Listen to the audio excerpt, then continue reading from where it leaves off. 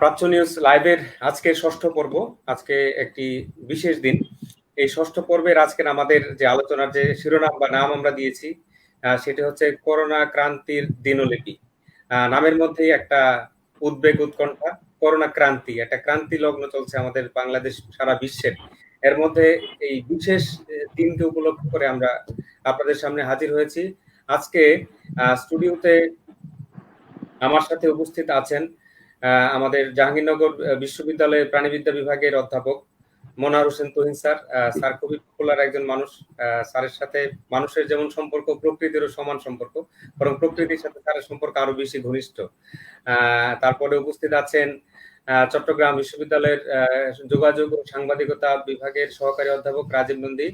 রাজীব নন্দী, আমি বিশ্বাস করি আপনি আমাকে শুনতে পাচ্ছেন, আপনার অভিব্যক্তি দেখে মনে হচ্ছে শুনতে পাচ্ছেন। আমাদের সাথে যোগ দিয়েছেন অত্যন্ত ব্যস্ত মানুষ। আমরা তো থাকি, থেকে আমরা নিজেদেরকে নিরাপদ মানুষ আছেন যারা সবসময় বাইরে থাকা লাগে, বাইরে থাকতে হয়। এইরকম একজন ফ্রন্ট লাইনের যোদ্ধা মনে করি, একজন সাংবাদিক, এবং ওনাকে সবাই আপনারা চেনেন, মহসিনুল হাকিম। মহসিনুল হাকিম, আমি আশা করি আপনি আমাকে শুনতে পাচ্ছেন। জি, শুনতে পাচ্ছি। আর আমরা সবাই এখানে মোটামুটি ভালো আছি আলহামদুলিল্লাহ। আমাদের সাথেই দেখা যাচ্ছে স্ক্রিনে তিনি একজন তরুণ বাংলাদেশের আমাদের সাথে যোগ দিয়েছেন। সাংবাদিকতা ও গণমাধ্যম অধ্যয়ন বিভাগের ছাত্র বাংলাদেশের এবং বিশ্বের যারা সচেতন মানুষ, অর্থাৎ যারা এই ডিজাস্টার বা আমপান আমাদেরকে আঘাত আনবে, তারাই জানেন যে কয়রা। মুজাহিদ, আমি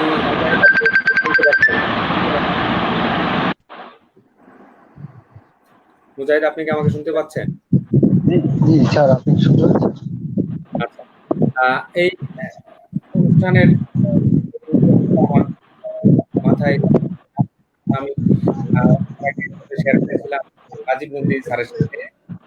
চট্টগ্রাম আমি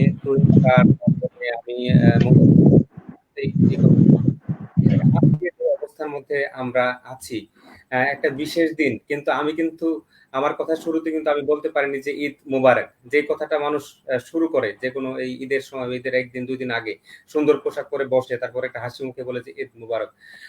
এরকম না যে বাংলাদেশে আগে সমস্যা ছিল না, আমাদের এখানে দারিদ্র, তারপর মানুষের কষ্ট, সম্পদের বৈষম্য, নানান ধরনের কষ্ট মানুষের ছিল। কিন্তু এইবার যে নতুন পরিস্থিতি, এই পরিস্থিতি আমি বিশ্বাস করি যে 1971 সালের পরে বাংলাদেশে এইরকম দুর্যোগময় পরিস্থিতি আর আসেনি এইভাবে। এবং এটা একটা বিশ্ব দুর্যোগের মধ্যে আমরা আছি। এই করোনা এসে আমাদের পুরো বাস্তবতাকে বদলে দিয়েছে, এবং এই করোনার দুর্যোগের সাথে কয়েকদিন আগে যুক্ত হয়েছে আমাদের বাংলাদেশে বিশেষ করে উপকূলীয় অঞ্চল সমূহে, সেটা হচ্ছে ঘূর্ণিঝড় বা সুপার সাইক্লোন যাকে বলা হচ্ছিল আমপান। সেই আমপানের কারণে আমাদের উপকূলীয় অঞ্চলের মানুষের কষ্ট আমাদের চেয়ে হয়তো কয়েক কোটি গুণ বেড়ে গেছে। মানে আমাদের যে কষ্ট, এটা আসলে কষ্ট না। আমরা হয়তো ঘর থেকে বের হতে পারছি না, লং ড্রাইভে যেতে পারছি না, বা শপিং করতে পারছি না, বা হয়তো ইচ্ছা ছিল কলকাতায় ঘুরতে যাবো, বা থাইল্যান্ডে যাবো, বা বান্দরবনে যাবো, বা আমেরিকায় যাবো। আমাদের কষ্ট অন্যরকম। কিন্তু যারা উপকূলীয় অঞ্চলের মানুষ, তাদের কষ্ট একেবারে আকাশের যে অসীম যে সীমানা, তাকেও মনে হয় ছাড়িয়ে গেছে। ওই এলাকার একজন মানুষ, আমাদের জাহাঙ্গীরনগর বিশ্ববিদ্যালয়ের ছাত্র মুজাহিদুল ইসলাম। আমরা মুজাহিদুল ইসলামের কাছ থেকে তার আজকের অভিজ্ঞতা, কালকের অভিজ্ঞতা এবং ভবিষ্যতে কি হতে পারে, তার খুব সংক্ষেপে, মুজাহিদুল ইসলাম, আপনি আপনার কথা শুরু করুন।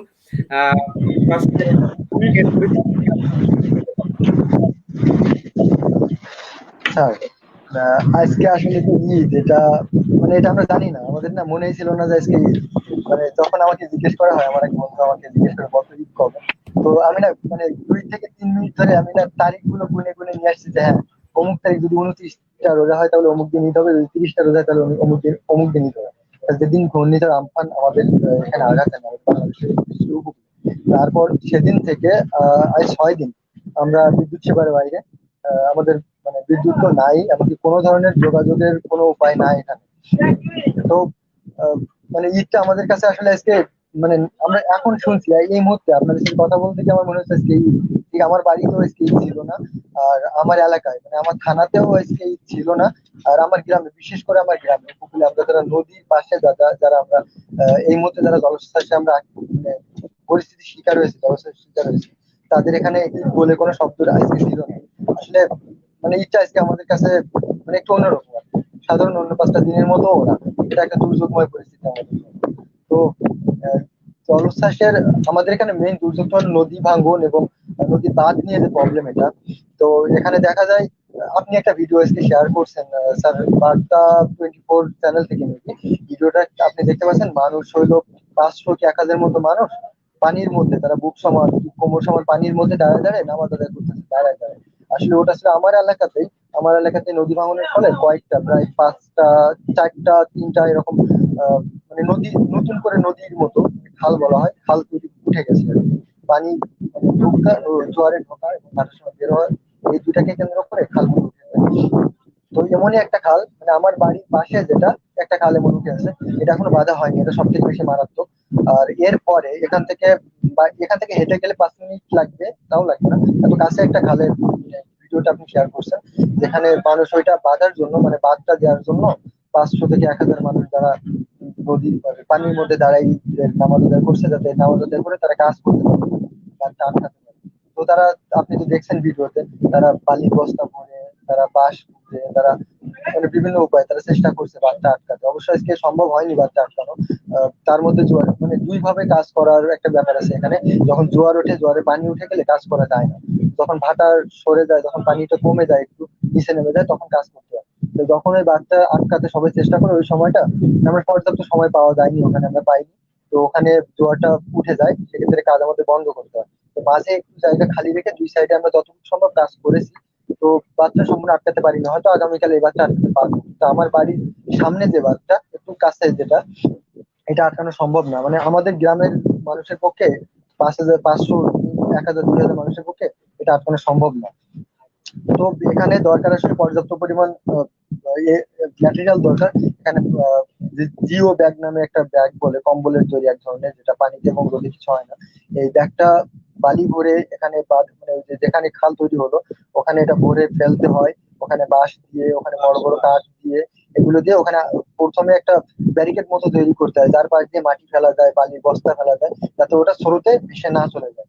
তো এটা আমাদের এখানে এখনো পসিবল হয়নি, এত বড় একটা দিকে আমার মানুষ পারবে না, এমনকি আমাদের পর্যাপ্ত পরিমাণ ম্যাটেরিয়াল এখানে নাই। আমাদের স্যার এই ব্যাপারটা মানে আমি যখন থেকে দেখেছি, এটা 2004 সাল থেকে পরিস্থিতি আমার মনে আছে।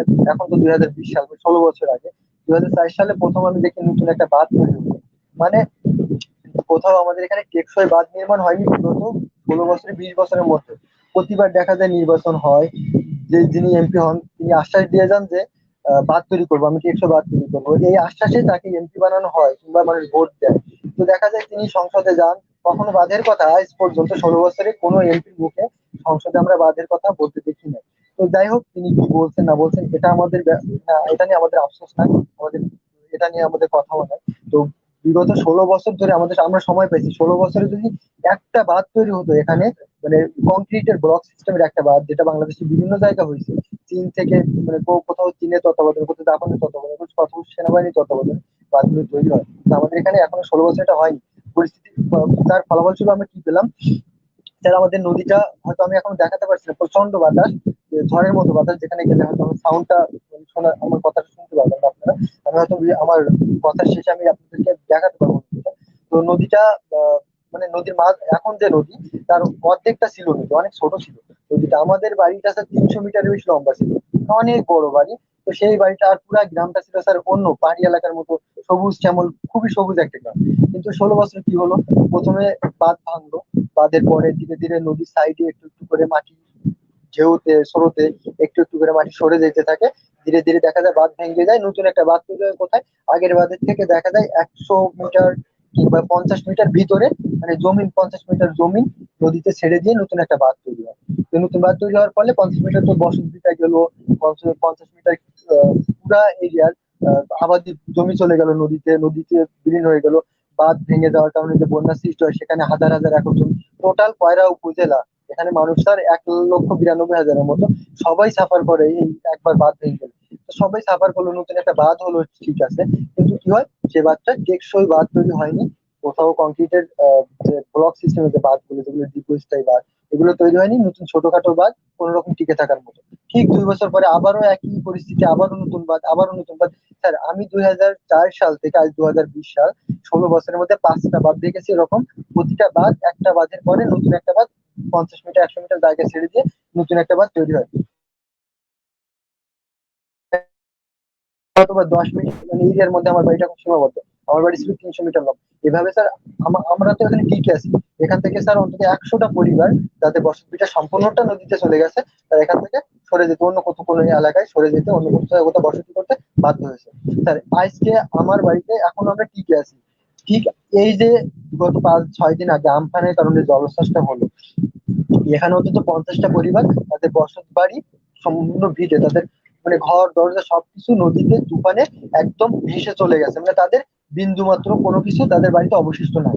তার এখানে হয় কি, দুইটা কারণে ব্যাপারটা ঘটে। এক জলোচ্ছ্বাস কিংবা এই যে মানে বন্যাটা, নদী ভাঙনটা দুইটা কারণে ঘটে। একটা হলো অনেক গভীর থেকে যেটা ভেঙে আসে, অল্প এরিয়া জুড়ে ভাঙাটা হয়, সেখানে নতুন করে আমরা সহজে বাঁধ তৈরি করতে পারি। কিন্তু 2009 সালে আয়লা হলো, 2020 সালে যে আমফানের কারণে জলোচ্ছ্বাস হলো, এগুলো এত বড় বড় মানে জলোচ্ছ্বাস, যেখানে প্রায় মানে 5 কিলোমিটার 10 কিলোমিটার টোটাল কয়রা উপজেলার অনেক অনেক এরিয়া জুড়ে টোটাল বাঁধ সম্পূর্ণ বিধ্বস্ত হয়ে গেছে। মানে বাঁধ, যে বাঁধ তৈরি হয়, ওই বাঁধটা যদি আর একটু 4 4 ফুট আরো 5 ফুট উঁচু করে তৈরি করা যায়, সাইডে কংক্রিটের ব্যারিকেড দিয়ে যদি উঠা যায়, কংক্রিট দিয়ে তৈরি ব্লক সিস্টেমে, তাহলে এই পরিস্থিতির শিকার আমাদের হতে হয় না। তো এবার কি হলো, বাঁধ যেটা ছিল, জলোচ্ছ্বাসের কারণে 5 ফিট থেকে 10 ফিট পানি বৃদ্ধি পেলো, বাঁধের উপরে পানি উঠে গেল। এমনকি আমরা স্যার বাড়ি থেকে আশ্রয় কেন্দ্রতে সবাই চলে যায়, আমরা বাড়ি থেকে সাধারণত যাইতে চাই না, আমরা চেষ্টা করি যতক্ষণ টিকে থাকা যায় বাড়িতে। আমরা সবশেষে যখন বাড়ি থেকে যাই, তখন এত বড় একটা নদী, মানে আমার লাইফে পদ্মা নদীর থেকে বড় নদী, এর থেকে বড় নদী আমি পদ্মা ছাড়া দেখি নাই। তো এত বড় নদী, মানে বাঁধ ছাপায়ে উপর থেকে 2 ফুট হাঁটু সমান পানি উপর থেকে ছাপায়ে ভিতরে চলে আসতেছে, তার মধ্যে স্রোতের মধ্যে আমরা কোন রকম মানে সংগ্রাম করে এক প্রকার নদীর বাঁধ এরিয়া থেকে সরে গেছি দূরে আশ্রয় কেন্দ্রে। তো তারপর কি হলো, টোটাল বাসটা আরো পানি বৃদ্ধি পেলো প্রচন্ড ঢেউতে, বাসটা সম্পূর্ণ বিধ্বস্ত হয়ে গেল স্যার। প্রায় আমার বাড়ির সামনে, এখানে তো 4 কিলোমিটার 5 কিলোমিটার বাঁধ নাই, সম্পূর্ণ একদম সমান হয়ে গেছে মানে লোকালয়ের সাথে। এখন জোয়ার উঠতেছে, পানি জোয়ারের সাথে সাথে টোটাল এরিয়া প্লাবিত হচ্ছে। জোয়ার কমে ভাটার পানি নেমে যাচ্ছে, পানিও নেমে যাচ্ছে ধীরে ধীরে। কিন্তু হয় কি, আমরা তো নদীর কিনারে আছি, আমাদের পানিটা জোয়ারের সময় উঠে যায়, ভাটার সময় নেমে যায়। এই কয়দিন, আগামী 6 দিন থেকে 7 দিন, এটা হলো তার দুই ধরনের জোয়ার আছে, একটা হলো বলে পূর্ণিমা, আর একটা হলো অমাবস্যা। তো এই দুইটা জোয়ারে, পূর্ণিমার জোয়ারটা অনেক বড় বড় হয়, এক্ষেত্রে আমাদের বাড়ি আমাদের ঘরের উপরেও পানি উঠে যাবে, এখন তো অমাবস্যা। তো এটাতে হইলো মানে জোয়ারটা একটু কম। তো আমাদের ঘরে 6 ইঞ্চি থেকে 8 ইঞ্চি পরিমাণ জায়গা, আমাদের ঘরে ফ্লোরে পানি উঠতে এতটুকু জায়গা বাকি আছে। তো আমাদের টোটাল গ্রামে, মানে আমার গ্রামে অন্তত 1,000 ফ্যামিলি আছে এখানে। তো 1,000 ফ্যামিলি শুধু আমার ঘরটায় এখনো ফ্লোরে পানি উঠছে না, বাকি প্রত্যেকটা ঘরে ফ্লোরে পানি উঠছে। 50টা ঘর তো মানে বলছি আমি বিলীন হয়ে গেছে, মানে তাদের অস্তিত্ব নাই। আর বাকি যে বাড়ি ঘরগুলো গ্রামের ভিতরে, যারা নদীর পাশে না, যারা একটু ভিতরে, তাদের বাড়িগুলো ঘরের মধ্যে হাঁটু পর্যন্ত পানি, ঘরের মধ্যে কোমর পর্যন্ত পানি, তারা বাড়িতে থাকতে পারছে না। এই সময়টা কি করছে, যখন জোয়ার উঠতেছে, তারা বাঁধে কোথাও কোথাও একটু একটু উঁচু আছে, বাঁধে মাটি একটু আছে, সেখানে তারা, আর বাকি মানুষ মানে আশ্রয় কেন্দ্র যেটা আছে ওখানে গিয়ে আশ্রয় নিচ্ছে জোয়ারের সময়। যখন জোয়ারের পানি সরে চলে যাচ্ছে, একটু একটু জেগে উঠতেছে, তখন তারা বাড়িতে এসে একটু ঘুরে যাচ্ছে হয়তো। তাদের রান্না বাড়া, তাদের খাওয়া দাওয়া কোনো ব্যবস্থা নাই। একটু ব্যবস্থা হয়তো বা ওখানে, ওই যে সাইক্লোন শেল্টার যেটাকে বলা হয়, মানে আশ্রয় কেন্দ্র, ওখানে একটু রান্না হচ্ছে, সবাই দুবেলা যতটুকু না খেলে বেঁচে থাকে না ততটুকু খাচ্ছে। তবু স্যার আমাদের উপকূলের মানুষ আমরা প্রচন্ড সংগ্রাম করতে পারি। আমাদের খাওয়া, আমাদের সাহায্য, আমাদের কোনো ধরনের আর্থিক সাহায্য আমাদের উপকূলের মানুষের প্রয়োজন নাই। তারা দিনে এক বেলাকে বাঁচতে পারবে, তারা এইভাবে 3 মাস 1 বছর আমরা টিকে থাকতে পারবো। আমাদের শুধু দরকার একটা কংক্রিটের তৈরি, কংক্রিটের ব্লক সিস্টেমে সাইডে কংক্রিট, খুব বেশি টাকা খরচ হয় না স্যার এটাতে। একটা ভালো একটা বাঁধ দরকার। জি। একটা বাঁধ স্যার যদি 16 বছর আগে হতো, তাহলে এই 16 বছরের মধ্যে একবার দ্বিতীয়বার এখানে প্লাবিত হতো না, দ্বিতীয়বার এখানে বাঁধ ভাঙতো না। তো এখন 16 বছর তো গেল, আমরা চাই এখনো হইলে একটা বাঁধ হোক। এখন যতটুকু আছে এখানে, সেটাই আমাদের রক্ষা করবে। স্যার এখানে 1,92,000 মানুষ, যে কোনো একটা জায়গায় যদি একটু বাঁধ ভেঙে যায়, তো বাকি 1,92,000 মানুষ সাফার করে। স্যার আমার বাড়ির পাশে জোয়ারে পানি উঠছে, নামছে, আমরা তবু শান্তিতে আছি। তো এখান থেকে যারা একটু ভিতরে, মানে যারা থানা সদরে এখান থেকে 5 কিলোমিটার 10 কিলোমিটার দূরে যারা, এই পানি হয় কি, জোয়ারের সময় যে পানি ওঠে প্রচন্ড পানির চাপে ওদিকে পানিটা ভরে যায়। ভাটার সময় পানি কিছুটা নেমে যায়, কিন্তু ওদিকের পানি, অত দূরের পানি নামতে পারে না। ওখানে না, পানি থাকা অবস্থায় ঠিক পরের আছে। জোয়ারে আবার উঠে যায়, আরো চাপ হ্যাঁ, দেয়। তো এখানে হ্যাঁ, প্রচুর প্রচুর মুজাহিদুল মানে এত ইসলাম, পানির চাপ হয়। জি স্যার। জি, আপনাকে অনেক ধন্যবাদ।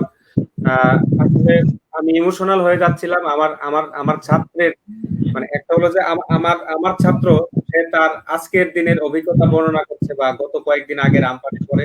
ফলে আর আমাদের তুহিন স্যার, মহসিনুল হাকিম ভাই, যিনি প্রত্যক্ষদর্শী এগুলো, মানে উনি নিজে অনেক অভিজ্ঞ মানুষ। তারপর রাজীব নন্দী, উনিও খুব শিক্ষার্থী বান্ধব, ছাত্র বান্ধব একজন শিক্ষক, একজন মানুষ। ফলে এটা কারোর জন্য কিন্তু মেনে নেওয়া সহজ না। মানে আমি সবার মনের কষ্টটা কিছুটা অনুভব করার চেষ্টা করছি। আমরা ইমোশনাল হয়ে যাচ্ছি। আমি এই মুজাহিদুল ইসলামের কথার সূত্র ধরে এখন আমি মহসিনুল হাকিম, আপনার কাছে আসতে যাচ্ছি।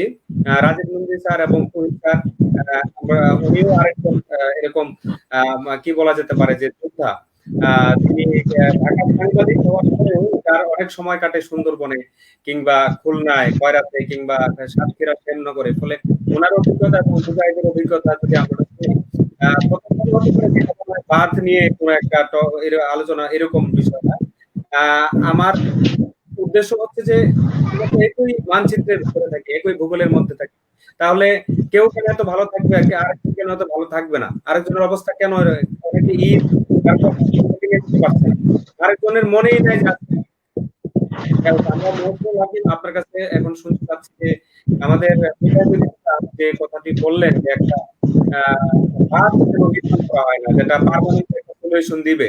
হ্যাঁ, এটা পাশাপাশি আজকের দিনে আপনার কিভাবে কাটলো, তারপরে আমপানের সময় আপনি ওখানে ছিলেন, এই এলাকার মানুষের সাথে আপনার অনেক যোগাযোগ আমি জানি। তাহলে আপনার মনের কি অবস্থা আজকে, এবং যদি আমাদের সমাধান দেওয়ার চেষ্টা করেন অন্তত এই যে উপকূলীয় অঞ্চলের মানুষের এই সংকট যাতে একটা স্থায়ী।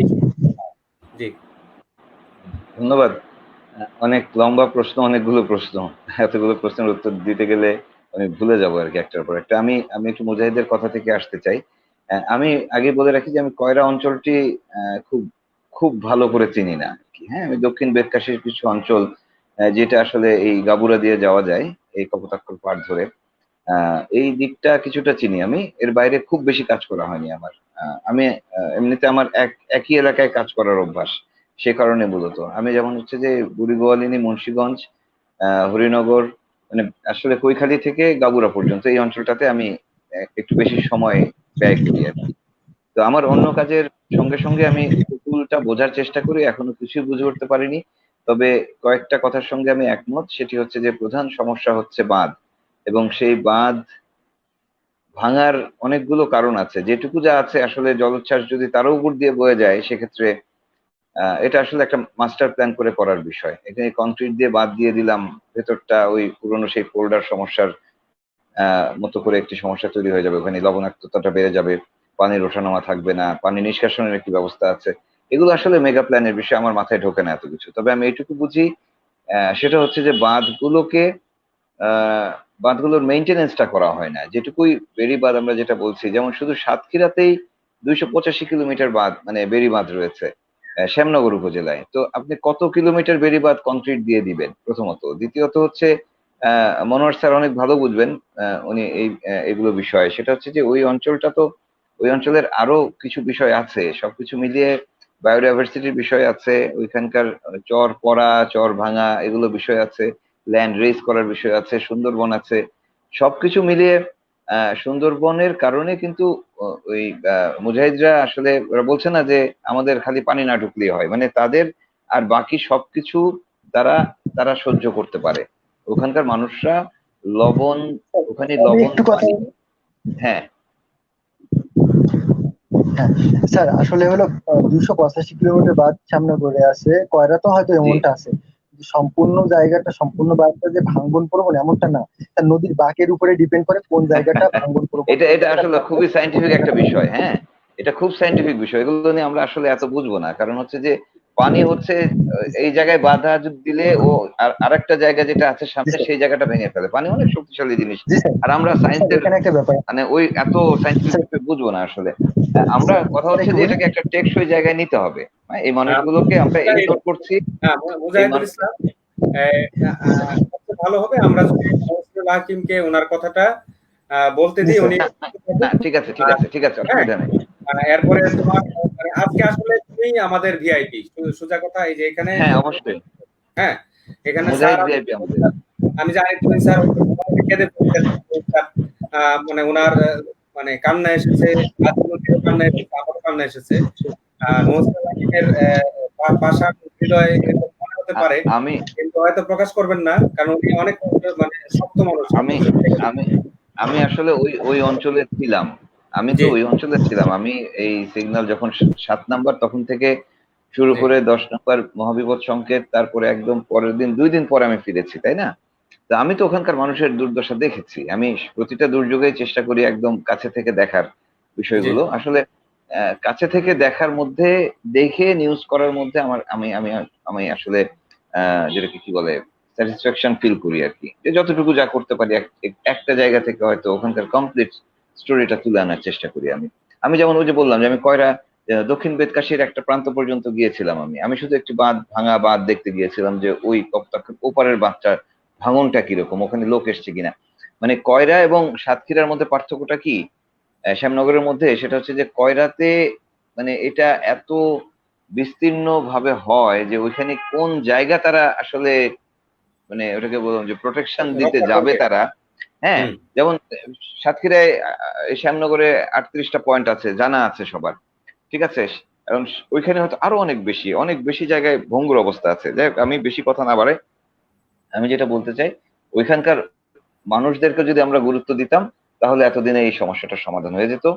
ওই জায়গার মানুষদের খাওয়ার পানিটুকু নেই। হ্যাঁ, মিষ্টি পানি, আমরা ওখানে মাঝে মাঝে ওরা বলে যে আজকে মিষ্টি পানি দিয়ে গোসল করছি। হ্যাঁ, এটা একটা বিরাট ব্যাপার তাদের জন্য। কাজে তাদের ভালনারেবিলিটি, আসলে আমি মনে করি বাংলাদেশে এমন ভালনারেবল জনগোষ্ঠী আর নাই। এটা পুরো সুন্দরবন উপকূল জুড়ে এবং আরো দক্ষিণ আমরা যদি পূর্ব দিকের উপকূলে যাই, তবে সুন্দরবন উপকূলের মানুষদের একটি সুবিধা আছে, তাদের কাছে সুন্দরবন আছে, বিরাট সম্পদ। কাজে আমি মনে করি যে তাদের শুধু যদি তাদের দিকে আমরা সমান দৃষ্টিতে তাকাই, আমরা যদি তাদের ওই যে বললাম যে আইলা আজকে কিন্তু 25 মে, হ্যাঁ, 2009 সালের 25 মে কিন্তু আইলা হিট করেছিল। ঠিক আছে? তো এই এই সময়টা এবং নভেম্বরে এই দুই সময়টাতে যে সময় আসলে দুর্যোগ আমাদেরকে আক্রমণ করে, আঘাত করে, সেই সময়টিকে ঘিরে যদি একটু আগে থেকে প্রস্তুতি নেওয়া যায়, আমার মনে হয় যে ক্ষয়ক্ষতি কম হয়। আর আরেকটি জি, বিষয়, আমরা সাংবাদিকরাও আসলে ব্যর্থ হই সবসময়, বা আমরা পারি না করতে, সেটা হচ্ছে যে আমরা ফলো আপ করি না। আসলে এখন পর্যন্ত আপনারা কেউ বলতে পারবেন যে ওই অঞ্চলের কি পরিমাণ মাছের ঘের নষ্ট হয়েছে, কতগুলো মানুষের ঘর বাড়ি এখনো ডুবে আছে, কতজনের মানুষের ঘরে রান্না হয়নি আজকে দুপুরে? আমরা জানি না। আমাদের উচিত ছিল ওই অঞ্চল ঘুরে ঘুরে এই গল্পগুলো তুলে নিয়ে আসার। তুলে আপনি নিয়ে আসা। শিক্ষক, আপনি আরো ভালো বুঝবেন। জি, অনেক ধন্যবাদ মহসিনুল জি। হাকিম। এখন আমি মানে তুহিন স্যার আমাদের সকলের মুরব্বী আজকের এখানে, বলে রাজীব নন্দী স্যার আপনাকে আরেকটু অপেক্ষা করতে হবে। তুহিন স্যারের কাছে আমি একটু যাই।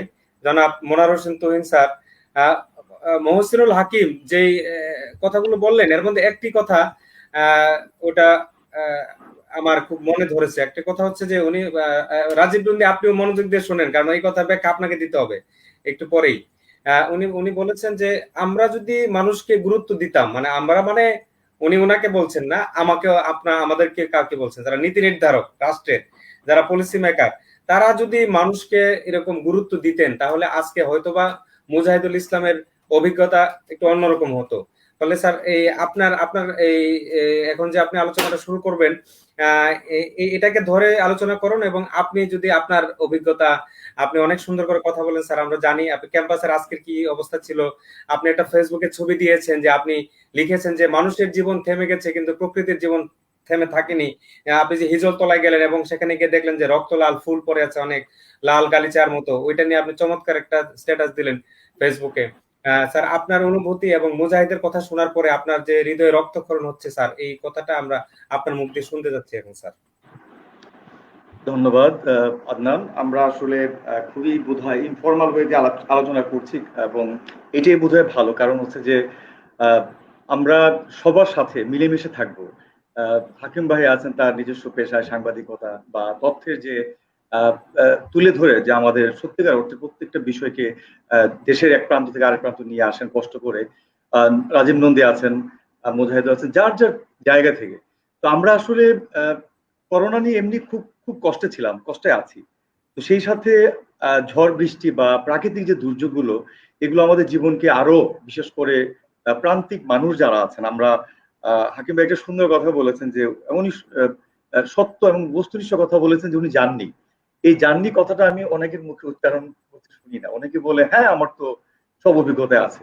না, একটা মানুষ কিন্তু এক জীবনে এটা সম্ভব না। আমরা আসলে একটু সততার অভাব বোধহয় আমাদের, আমি জানি না আমাদের এই আহ, মানে আমাদের জাতি নিয়ে খুব একটা কথা বলতে আমার ইয়ে নেই, বাট আমাদের আরেকটু বোধহয় দায়িত্বশীল, বিচক্ষণ, একটু মানবিক বিষয়টা আমরা অনেক সময় বলি, তারপরটা হয়তো আমরা আসলে ব্যক্তি জীবনে পারি না। তো সেই জায়গা থেকে মুজাহিদ যে বিষয়টা আছে বললো, আসলে সত্যি আমাদের কষ্টের এই আনন্দের দিনে আজকে ঈদ, সত্যিকার অর্থে এমনি আনন্দ নেই। কারণ করোনার যে সারা বিশ্বে যে থাবা এবং সারা বিশ্বের যে থমকে যাওয়া জীবন, সেখানে রাজনীতি থেকে শুরু করে অর্থনীতি, এবং সেই সাথে আবার যুদ্ধ, একটা যুদ্ধংধী একটা পরিস্থিতি হতে যাচ্ছে, গ্লোবাল সিচুয়েশন আপনারা জানেন। তো আমরা ঠিক আছে বড় জিনিসগুলো না চাই, আমরা ওই হিজলতলা থেকে শুরু করি। আসলে জীবন, একটা ক্ষুদ্র জীবনে কি প্রয়োজন? এই যে যারা আজকে আমপানে ক্ষতিগ্রস্ত, তারা কিন্তু খুব একটা বড় মানে কি বলবো যে চাকচিক্য জীবন, জৌলুর জীবন চাননি। এবং আমরা যারা শহর কেন্দ্রিক জীবনযাপন করছি, তাদের ছোট্ট একটা দাবি, তাদের ছোট্ট একটা জীবনে তাদের যে অর্থনীতি, তাদের যে সম্পদ, তাদের যে সীমাবদ্ধতা, সেগুলো নিয়েই কিন্তু একটু হাসি মুখ বা পরিবার পরিজনকে নিয়ে ভালো থাকা। তো এইটা আসলে আমরা রাষ্ট্রীয়ভাবে, সামাজিকভাবে, ব্যক্তিগতভাবে আসলে কি আমরা দিতে পারছি কিনা? কারণ একটা বাঁধ, খুব সিম্পল ব্যাপার, একটা বাঁধ বুঝতে গেলে আমাকে বেশি জ্ঞানী হওয়ার প্রয়োজন নেই, তাই না? একটা বাঁধ কেন বাংলাদেশে বারবার দিয়ে এটা টিকছে না এবং টেকসই করা যাচ্ছে না, এবং দেখা যায়, দেখেন আপনার সুনামগঞ্জে একবার আমরা দেখলাম গত ইয়েতে আপনার প্রচুর ভেঙে ধান টান সব শেষ হয়ে গেল। এই বাঁধগুলো কিন্তু আমাদের আসলে কখনোই, আমি জানি না কর্তৃপক্ষ কি বলবেন, কিন্তু আমার কাছে মনে হয় যে আরেকটু বোধ হয় দীর্ঘমেয়াদী এবং আরেকটু সততার সাথে, নিষ্ঠার সাথে যদি দেওয়া হয়, এই মানুষগুলা যারা সত্যিকার অর্থে দেশের অর্থনীতি, দেশের কৃষি কাজ, দেশের যে সার্বিক যে চলমান গতির চাকা, তারা কিন্তু মানে এটাকে প্রবাহ রাখছে। তো সেই জায়গায় মুজাহিদের যে কষ্টের এবং সত্যিকারের যে বর্ণনা এবং উঠে আসা যে চিত্রগুলো, সেগুলো খুবই কষ্টের, ভয়ঙ্কর, এবং আমি মনে করি একজন মানুষ হিসেবে আমাদেরকে ভাবায়, আমাদেরকে আবেগ আপ্লুত করে। এবং সেই জায়গা থেকে যদি বলি যে করোনা প্রসঙ্গ একটু আসছে, যে আমরা আসলে যেভাবে সত্যিকার অর্থে আমরা ঘরে আবদ্ধ, আমি আমার পরিবারকে বলছিলাম যে কারাবরণ করার অপরাধ আমি করি নাই, কিন্তু আমি আজকে কারাবরণ ঘরের ঘরের মধ্যে। সত্যি এটা আত্ম উপলব্ধি কি আমার, আত্ম উপলব্ধি এইটাই যে আমি অবিচার করেছি, আমি পরিবারের প্রতি করেছি, আমার প্রকৃতির প্রতি, আমার রাষ্ট্রের প্রতি, আমার দায়িত্বের প্রতি, আমার সমাজের প্রতি, আমার প্রান্তিক মানুষের প্রতি। আমরা যদি বলি যে দেশাত্মবোধ, প্যাট্রিজম, একটা শব্দ আমরা সবসময় বলি। তো আসলে এই যে আজকে যে মুজাহিদের যে কষ্টের জায়গাটা, আসলে তো প্যাট্রিজমটা আমার যদি থাকতো, আমি কিন্তু আজকে আমার যে যে যতটুকু আমি দান করেছি, যতটুকু আমি মন থেকে ফিল করেছি যে না, তাদেরকে নিয়ে ভাবতে হবে, তাদেরকে সাপোর্ট দিতে হবে। এই উপমহাদেশের সবচেয়ে বোধহয় সবচেয়ে বড় একটা ঝড় হয়ে গেল আমপান। কিন্তু এই সম্বন্ধে আসলে আমরা কতটুকু ওয়াকিবহাল, বা আমরা কতটুকু জানি বা কতটুকু ফিল করলাম? এই কারণটা হচ্ছে সুন্দরবন। আপনারা যে কথা বলছেন হাকিম ভাই, এবং আমরা সবাই জানি যে সুন্দরবনের যে মাতৃত্বের জায়গাটা, আমরা মার মতো করে এই বনটাকে আমাদেরকে আটকে রেখেছে, আমাদেরকে প্রত্যেকটা ঝড়, শুধু এটা না, আপনি জানেন যে সিডর, আইলা থেকে শুরু করে বুলবুল, যে কোনো ঝড়ে কিন্তু এই সুন্দরবন, কিন্তু এই সুন্দরবনের প্রতি কিন্তু আমরা অনেক অবিচার করি, বা প্রকৃতির প্রতি আমরা করি অনেক ধরনের অত্যাচার। এবং যার ফলে দেখেন প্রকৃতি কিন্তু যখন প্রতিশোধ নেয়, এই করোনার মতো একটা ক্ষুদ্র সৃষ্টি, যাকে আমরা চোখেও দেখতে পারি না, সে এসে আমাদেরকে অদৃশ্য শক্তির মতো এক এক করে মেরে যাচ্ছে। আমাদের এই মানে যান্ত্রিক এবং এই সভ্যতার উৎকর্ষতার যুগে এসে কিন্তু আমরা কিছু করতে পারছি না। শুধু কি পাচ্ছি, জানতে পারছি যে ওই দেশে কতগুলো মারা গেল, কিভাবে করোনা আমাদেরকে ক্ষতিগ্রস্ত করছে, কিভাবে এটা আমাদেরকে ধ্বংস করছে। এবং আপনারা শুনলে আরো ভীত সন্ত্রস্ত হবেন, যেটা আমি হয়েছি, যে করোনা আসলে এখন আর ওই হাঁচি কাশি বা ফুসফুসের যে ইনফেকশন সেটাতে কিন্তু সীমাবদ্ধ নেই। সে এখন ব্লাড ক্লট করছে, রক্তে জমাট বাঁধিয়ে আমাদের কিডনি ফেলে হচ্ছে, আমাদের হার্ট অ্যাটাক। আপনারা বোধহয় দেখেছেন সাম্প্রতিক সময়ে জাহাঙ্গীরনগর বিশ্ববিদ্যালয় পরিবারে অনেকে কিন্তু যে বয়সে মানে মারা গেলেন, বিশেষ করে হার্ট অ্যাটাকে দেখলাম 5-6 জন আমাদের শিক্ষার্থী বা যারা কর্মস্থলে আছেন, ঘুম থেকে উঠে দেখেন তারা মারা গেলেন, এবং তার ভিতরে কোনো সিমটম ছিল বা ছিল না সেটা কোনো জরুরি না, এবং উনি জানলেনও না আসলে কেন মারা গেলেন। এবং আমাদের যে জিনিসটা ভাবাচ্ছে, এই করোনা পরিস্থিতি আমাদেরকে আসলে আরো কতদূরে নিয়ে যাবে, কতটুকু অমানবিক করবে। দেখুন, আমরা এক সময় পরিবারকে সময় দিতাম না, সেটা একটা অমানবিক। আজকের করোনার পরিস্থিতিতে আমরা আমাদের পরিবারকে সময় দিচ্ছি। কেউ মানে কি বলবো, রান্না বান্না করছি, বাসার ছোটখাটো কাজ করছি। তো আমাদেরকে করোনা কিন্তু আসলে অনেক কিছু নিয়ে যাচ্ছে, কিন্তু অনেক কিছু আবার দিচ্ছে। সেটা হচ্ছে কি, আমাদের পরিবারের সময়, আমাদের মানবিকতা, আমাদের মানে পারস্পরিক যে ভালো লাগা, ভালোবাসা, এবং আমরা যে আসলে এতদিন প্রকৃতির প্রতি যে অন্যায় করেছি, অবিচার করেছি, এই যে সুন্দরবন, আমরা এখন তাকাই না যে সুন্দরবনকে কিভাবে আমরা আরেকটু ভালো রাখতে পারি।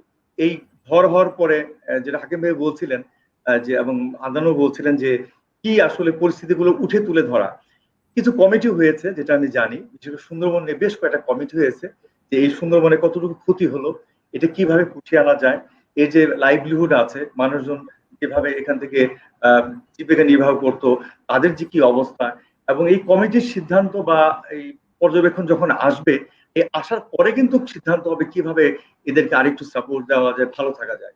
তবে এই ধরনের সংগ্রামে, এই ধরনের কষ্টে সময় দিতে হবে, সময় দিতে হবে তথ্য নেওয়ার ক্ষেত্রে, যাচাই বাছাই করার ক্ষেত্রে, তাদের ক্ষতির পরিমাণ এবং এটাকে দীর্ঘমেয়াদী ক্ষতিকে পুষিয়ে নেওয়ার যে ধরনের টেকসই প্রযুক্তি, টেকসই চিন্তা ভাবনা করা দরকার, সেটা রাষ্ট্র, সমাজ, দেশ সবারই। তো আমাদের মনে হয় একটু ঘুরে তাকানোর সময় এসেছে। আমরা সবাই একটু করোনা, আমপান, প্রাকৃতিক দুর্যোগ নিয়ে ভাবি, প্রকৃতি নিয়ে ভাবি, প্রকৃতির কাছ থেকে ভালোবাসার চেষ্টা করি, একটু মানবিক হওয়ার চেষ্টা করি। জি জি জি, জনাব মনোয়ার হোসেন তুহিন স্যার, আপনাকে অনেক ধন্যবাদ। অনেকক্ষণ ধরে আমাদের সাথে চুপচাপ বসে শুনছেন আমাদের প্রিয় রাজীব নন্দী। রাজীব নন্দী, এবার আপনার কাছে আসতে চাই।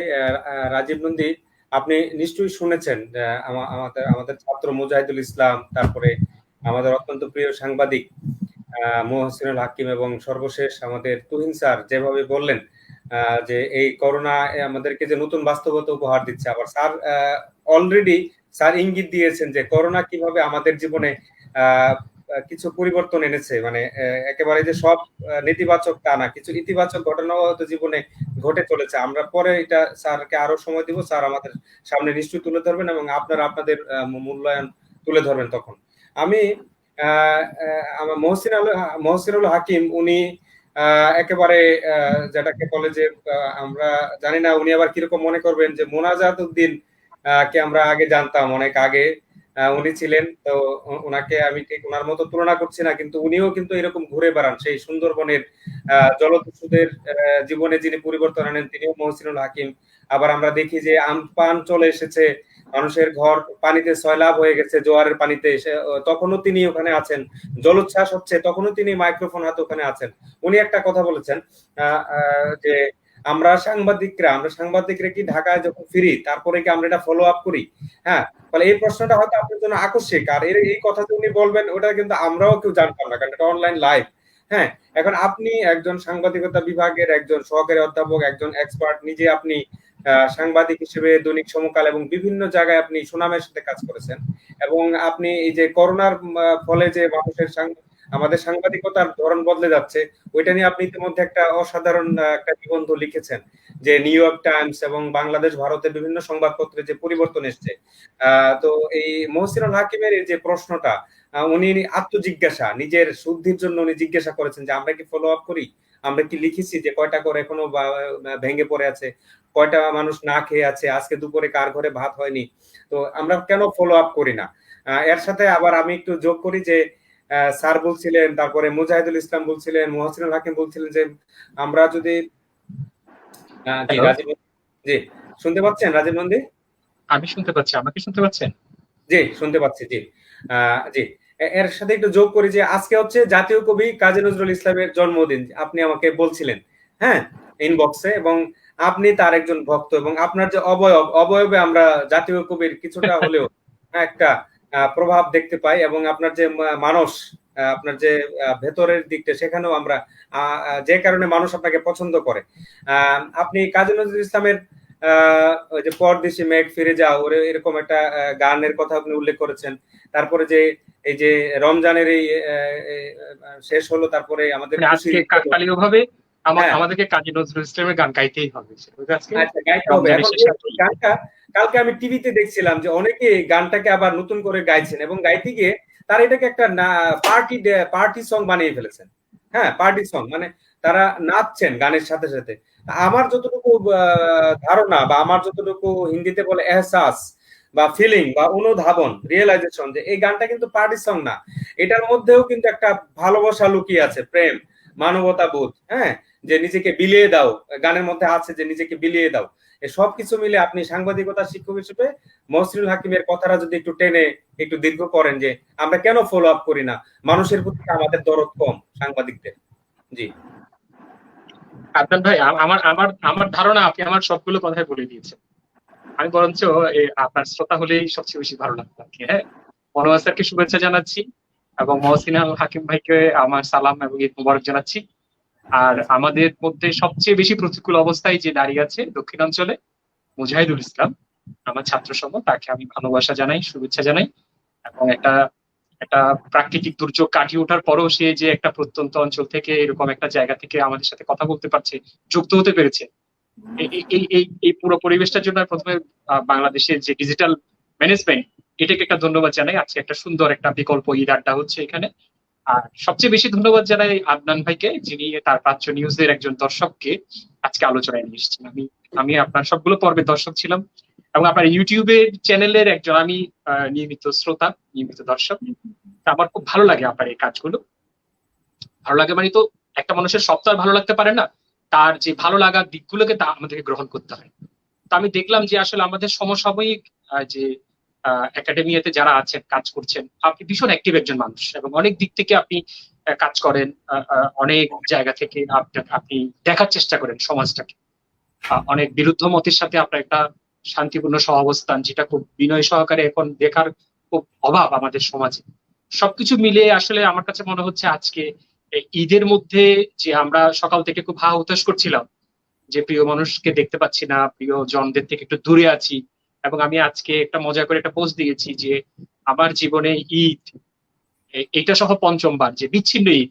আমি দেশের বাইরে ছিলাম একবার, তখন ঈদ এসেছিল, বা ভারতে ছিলাম দুইবার, দুই ঈদে, এবং আজকেও একটা বিচ্ছিন্ন ঈদ। কিন্তু আমার কাছে মনে হচ্ছে যে আমি আরো কিছু প্রিয় মানুষ পেয়েছি। যেমন আপনি মহসিন ভাইকে চারণ সাংবাদিক মোনাজাত উদ্দিনের সাথে তুলনা করেছেন, তা আমি এটাকে আরেকটু এগিয়ে নিতে চাই। কিরকম? আমি যখন প্রথম প্রথম দেখতাম যে একজন সাংবাদিক তিনি সুন্দরবনের জলদস্যুদেরকে স্বাভাবিক জীবনে নিয়ে আসছেন, প্রথম একটা দুইটা এপিসোড আমার খুব বিরক্ত লেগেছে। আমি বললাম যে এটা তো সাংবাদিকের কাজ না, তাহলে কি উনি কি পপুলার হতে চান? উনি কি ওদের থেকে কোনো প্রজেক্ট নিয়েছেন, বা উনি কি এরকম কোনো রাতারাতি হিরো হতে চাচ্ছেন? প্রথম একটা দুটো এপিসোডে। তারপর আমি যখন খেয়াল করলাম ধারাবাহিকভাবে, আমার কথা কি শোনা যাচ্ছে? আমার আমার আমার ফ্রেমটা ফ্রিজ হয়ে আছে। একদম আমাকে শুনতে পাচ্ছেন আপনারা? শুনতে পাচ্ছি, আপনি শুনতে পাচ্ছেন? আমি শুনতে পাচ্ছি, কিন্তু ফ্রেমটা ফ্রিজ হয়ে আছে। আচ্ছা যাই হোক, আমি বলে যাই, হয়তো একটু পরে ঠিক হয়ে যাবে। তো মহসিন ভাইয়ের প্রথম একটা দুটো রিপোর্টের পর আমার খুব বিরক্ত লেগেছিল। আমার মনে হয়েছিল যে মানুষটা এরকম সুন্দরবনের জলদস্যুদের জন্য যে জলদস্যুদেরকে স্বাভাবিক জীবনে নিয়ে আসবে আইন শৃঙ্খলা রক্ষাকারী নাই, উনি কেন করছে? এটা হচ্ছে যে মানে অনেকটা আমার কাছে মনে হয় আলডি নিয়ে ঘাস খাওয়ার মতো। কি, আমি যা সাংবাদিকতার থিওরি পড়া একজন স্টুডেন্ট, সাংবাদিকতার কাজ কি? সাংবাদিকতার কাজ হচ্ছে আমি বস্তুনিষ্ঠভাবে দেখে তুলে ধরবো। দেখে তুলে ধরার পর একজন সাংবাদিকের কাজ তো জলদস্যুদেরকে স্বাভাবিক জীবনে নিয়ে আসা। কিন্তু আমি যখন নিবিড়ভাবে ফলো আপ করলাম, দেখলাম তার উদ্দেশ্য, কাজ, তৎপরতা, আমার কাছে মনে হয়েছে মোনাজুদ্দিন যখন 80 দশকে 90 দশকে যখন উনি তিস্তার পারে পারে দাঁড়িয়ে যখন হাহাকারের মাধ্যমে রিপোর্ট তুলে ধরতেন, এরপরে সরকারের দৃষ্টি আকর্ষণ করতেন। আমার কাছে মনে হচ্ছে সাংবাদিকতার প্যাটার্ন চেঞ্জ হয়েছে, দিন পরিবর্তন হয়েছে, জলদস্যুদের অস্ত্রও পরিবর্তন হয়েছে। আগে আগে আগে লাঠি বল্লম দিয়ে জলদস্যুতা হতো, এখন কিন্তু গুলি বন্দুক চলে এসছে। তো সেই জায়গায় সাংবাদিকতার অস্ত্রটাও পরিবর্তন করেছেন আমাদের প্রজন্মের মহসিন ভাই। তো সেই জায়গা থেকে উনি শুধু চারণ সাংবাদিক মোনাজাত উদ্দিন না, আমার কাছে মনে হচ্ছে এর চেয়ে বেশি কিছু, যেটার নাম হচ্ছে অ্যাক্টিভিজম। যে অ্যাক্টিভিজম এখন সারা পৃথিবী জুড়ে হচ্ছে, যে একজন সাংবাদিক সে তার সাংবাদিকতার জায়গা থেকে সাংবাদিকতার পাশাপাশি সে অ্যাক্টিভিজমের ভূমিকা রাখছে। এটা নিয়ে বিতর্ক আছে, এটা নিয়ে তর্ক আছে। মনোয়ার স্যারের কথা না বললে নয়, উনি দেখতে একজন প্রকৃত সান্নিধ্য মানুষ এবং নিবিড় প্রকৃতির সাথে কাজ করেন। তার প্রজাপতি নিয়ে কাজ আছে। আমি সাংবাদিকতা করার সময় তার একাধিক ইন্টারভিউ নিয়েছিলাম এবং তাকে আমি যতবারই তার ইন্টারভিউ নিতাম বিশ্ব পরিবেশ দিবসে, আমি খুব ভালো লাগতো। প্রথম আলোর ইফতেখার মাহমুদ ভাই, হোসেন সোহেল ভাই, আমরা যারা একসাথে কাজ করতাম ঢাকা শহরে পরিবেশ সাংবাদিকতা, আমি মনোয়ার স্যারের খোঁজ পেয়েছি ইফতেখার মাহমুদ ভাইয়ের মাধ্যমে। তো সেই জায়গা থেকে ধরতে গেলে আজকের এই আড্ডাটা আমার কাছে ভীষণ উপভোগ্য, এবং অনেকগুলো মানুষ যাদেরকে আমি কাজে দেখেছি আজকে আমি ব্যক্তিগতভাবে তাদের সান্নিধ্য পাচ্ছি। তো সেই জায়গা থেকে আপনাকে বিশেষ ধন্যবাদ। আর আপনি আসলে এতগুলো মানে প্রশ্নের অবতারণা করেছেন, আড্ডার অবতারণা করেছেন, এখন একটু মুশকিল যে করোনা, আবার যে দক্ষিণাঞ্চলের আমফানের যে পরিস্থিতি, এবং সুন্দরবন, আবার কাজী নজরুল ইসলামকে নিয়ে এসছেন, এবং অদ্ভুত ভাবেও একটা একটা মিথ্যা তথ্য দিয়েছেন আপনি এখানে যে আমাকে দেখতে বিদ্রোহী কবির মতো লাগছে। আমি মোটেও বিদ্রোহী না। আমি বিদ্রোহী সত্তাকে খুব বেশি ধারণা করতে পারি না আমার মধ্যবিত্ত রুচিগত কারণ। আমি বড় জোর বিরোধীর কবি, আমি বড় জোর প্রেমের সান্নিধ্যে থাকতে চাই নজরুলের। কারণ বিদ্রোহী সত্তাটা ধারণ করার জন্য যে একটা প্রবল আকাঙ্ক্ষা, সমাজ ভাঙার যে একটা অনবদ্য প্রচেষ্টা সবসময় নিজের মধ্যে জারি রাখতে হয়, এটা মধ্যবিত্ত শ্রেণী জাত তারা থেকে এটা আসলে আমার মধ্যে নাই, কখনো ছিল না। আমি বরঞ্চ একটু বিরহ কাতর মানুষ। সেই জায়গা থেকে আমি যদি বলি যে সবকিছু ইস্যু মিলিয়ে, যেমন করোনা, এই যে করোনার সাথে নজরুলের মিল কোথায় দেখুন আপনি, যে পরদেশি মেঘ যাওরে ফিরে। তা আমরা বলতে পারি যে আমাদের এই ভাইরাসটা পরদেশি ভাইরাস, এই পরদেশি ভাইরাসকে আমরা চলে যেতে বলতে পারি। এটা আমার খুব প্রিয় একটা গান। আবার ধরেন একই নজরুল ইসলাম ৪,৫০০-এর মতো গান লিখেছেন, যেটা সারা পৃথিবীতে খুব বিরল, যে এক ভাষার কোনো একজন কবি একক ভাষায় এতগুলো গান লিখছেন। রবীন্দ্রনাথের সমসাময়িক কবি হয়েও তিনি কিন্তু রবীন্দ্র প্রভাব মুক্ত থেকে কাজ করেছেন এবং রবীন্দ্রনাথ থেকেও অনেক বেশি গান লিখেছেন। সবচেয়ে মজার ব্যাপার যেটা, সেটা হচ্ছে উনাকে আমরা শুধুমাত্র বিদ্রোহী কবি বলবো না, উনি একজন প্রেমের কবি, শাশ্বত প্রেমের কবি, উনি বিরহের কবি। উনি দেখেছেন দারিদ্রতার মধ্যে ওনার পুত্রের মৃত্যু, উনি দেখেছেন, উনি কাজ করেছেন লেটোর দলে, উনি কাজ করেছেন উনি নিজের হাতে রুটি বানিয়েছেন, আবার যুদ্ধও করেছেন। যে হাতে উনি প্রেমের বাঁশি তুলেছেন সে হাতে উনি যুদ্ধের অস্ত্র তুলেছেন। সুতরাং যোগাযোগ বিদ্যার জায়গা থেকে যদি বলা হয় যে আমি একজন কমিউনিকেশন মানুষ, যে এইটাকে বিচিত্র মানব চরিত্র, যাকে আসলে গবেষণার করে কোনো শেষ নাই, তার প্রতিটা কাব্য প্রতিভা, তার গান, তার কবিতা, তার কবি সত্তা, তার যোদ্ধা সত্তা, তার কিশোর সত্তা, ব্রিটিশ বিরোধী আন্দোলন। আমি একটা মজা করে একটা স্ট্যাটাস দিয়েছিলাম ফেসবুকে যে তিনি ব্রিটিশদের রুল ভেঙেছেন, কারণ হি নোজ রুল। যিনি রুল জানেন তিনি রুল ভাঙতে পারেন। তো নজরুলের নামের মধ্যেও আছে কিন্তু যে রুলস যিনি ভাঙতে পারেন। এটা একটা মজা করে আমি শব্দ নিয়ে খেলি, সে জায়গা থেকে দিয়েছি যে কাজী নজরুল ইসলাম তো আমাদের জাতির প্রেরণা। ঠিক যেভাবে প্রাকৃতিক দুর্যোগের মধ্যে আমরা আসি, যেমন ধরেন বাংলাদেশের জন্য একটা গান যদি বলা হয় যে যদি আমাদের প্রাকৃতিক দুর্যোগ হয়, কিছু কিছু গান আমরা গাইতে পারবো না, যে বাঁধ ভেঙে দাও, বাঁধ ভেঙে দাও। আমি এখন এই গানটা গাইলে আমাকে, বা এই গানের রেফারেন্স দিলে আমাকে দক্ষিণাঞ্চলের মানুষজন আমার শত্রু হয়ে যাবে। বাঁধ ভেঙে দেওয়ার গান কেন আমি গাই? আবার ধরেন অগ্নিকাণ্ডের সময় আমি কিন্তু অগ্নি স্নানে সূচি হোক ধরা, এই গানটা গাইতে পারবো না। সুতরাং কমিউনিকেশন মানুষ হিসেবে আমাকে বুঝতে হবে যে কোন সময় কোন কমিউনিকেশন স্কিল আমাকে কাজে লাগাতে হবে। The language is the best follow up instrument of our communication. আমাদের কমিউনিকেশনে আমরা যত বেশি দূরে থাকবো তত বেশি আমরা আসলে দুর্যোগকে মোকাবেলা করতে পারবো। যেমন আপনি করোনা ভাইরাসের কথা বলছেন, যে সারা পৃথিবীতেই করোনা ভাইরাস অনেকগুলো চেঞ্জ দিয়ে এসছে। অখণ্ড নীরবতা প্রত্যাশী মানুষদের জন্য করোনা একটা অনেক বড় আশীর্বাদ আমি মনে করি। কারণ আপনি জানেন যে করোনা আসার আগেই, আপনি কি আমার কথা শুনতে পাচ্ছেন? হ্যালো হ্যালো আদনান ভাই, আপনারা কি শুনতে পাচ্ছেন? আপনার কথা আমরা সবাই শুনতে পাচ্ছি নাকি? ওকে। করোনা আসার আগেই অনেকে তো সঙ্গ নীরব জীবনে চলে গেছেন। করোনা আসার আগে অনেকেই তো মনে মনে বলতেন, ইস এই মানুষটাকে প্রতিদিন দেখতে হয়, দূর এই মানুষটাকে 2-3 মাস 1 বছর না দেখলে আমার ভালো লাগতো, বা এই যে ক্লান্তিহীন জীবন আমার ভালো লাগছে না। করোনা আসার এক সপ্তাহ আগে আমি আমার সভাপতি মহোদয়ের কাছে বলেছিলাম, স্যার আমি কাজ করতে করতে লোড হয়ে গেছে, আমার কয়েকদিন ছুটি দরকার। উনি বলেন যে আচ্ছা ঠিক আছে, তোমাকে একটা 2 দিনের ছুটি দেওয়া যেতে পারে। কিন্তু আমি তো এই 2 মাসের ছুটি চাই না এই প্রকৃতি থেকে। তার মানে নিশ্চয়ই প্রকৃতির কাছে আমি এমন কিছু করেছিলাম যে প্রকৃতি আমাকে আজকে যে আমাদেরকে চিড়িয়াখানার গিনিপিগ বানিয়ে দিয়েছে। এবং চিড়িয়াখানা বলতে কি বুঝি সেটাকে আজকে আমরা নিজেদেরকে দিয়ে বুঝি। আমরা যখন বাচ্চাদেরকে নিয়ে চিড়িয়াখানায় যেতাম, সিংহ দেখাতাম, বাঘ দেখাতাম, বানরের খাঁচায় গিয়ে একটু খোঁচা দেওয়ার চেষ্টা করতাম। তো আজকে আজকে লিটারালি আমরা আসলে একটা চিড়িয়াখানায় বন্দি। এবং আমার কাছে মনে হচ্ছে যে এই যে বাইরে যারা সাপদ, যে কুকুর, বিড়াল বা গৃহপালিত পশু, তারা বরঞ্চ অবাক। তারা হয়তো হয়তো জিজ্ঞেস করছে, কে তোমরা কি আর বেরোবে না? আমার ইউনিভার্সিটি কৃষ্ণচূড়া ফুল এবছর সবচেয়ে বেশি ফুটেছে। আমার ইউনিভার্সিটির যে নিবিড় প্রাকৃতিক যে অঞ্চল, যে মনোহর স্যার এর মতো আমি এক্সপার্ট না, কিন্তু আমি দেখি আমার ইউনিভার্সিটির ক্যাম্পাসটাকে। এবছর কিছুদিন আগে একটা সবচেয়ে বড় অজগর ধরা পড়েছে আমাদের কাটা পাহাড়ের, সরি আমাদের বিজ্ঞান অনুষদের পেছনে। তাহলে এই যে দেখুন যে প্রকৃতির মধ্যে একটা বড় চেঞ্জ এসছে। আমি কমিউনিকেশনের মানুষ, আমি প্রকৃতি নিয়ে কথা বলবো না, আমি কমিউনিকেশন স্কিল নিয়ে কথা বলতে চাই। কমিউনিকেশনটা হচ্ছে খুব গুরুত্বপূর্ণ। আমি কোন সময় কোন জায়গা থেকে কমিউনিকেশন করছি একটা মানুষের সাথে।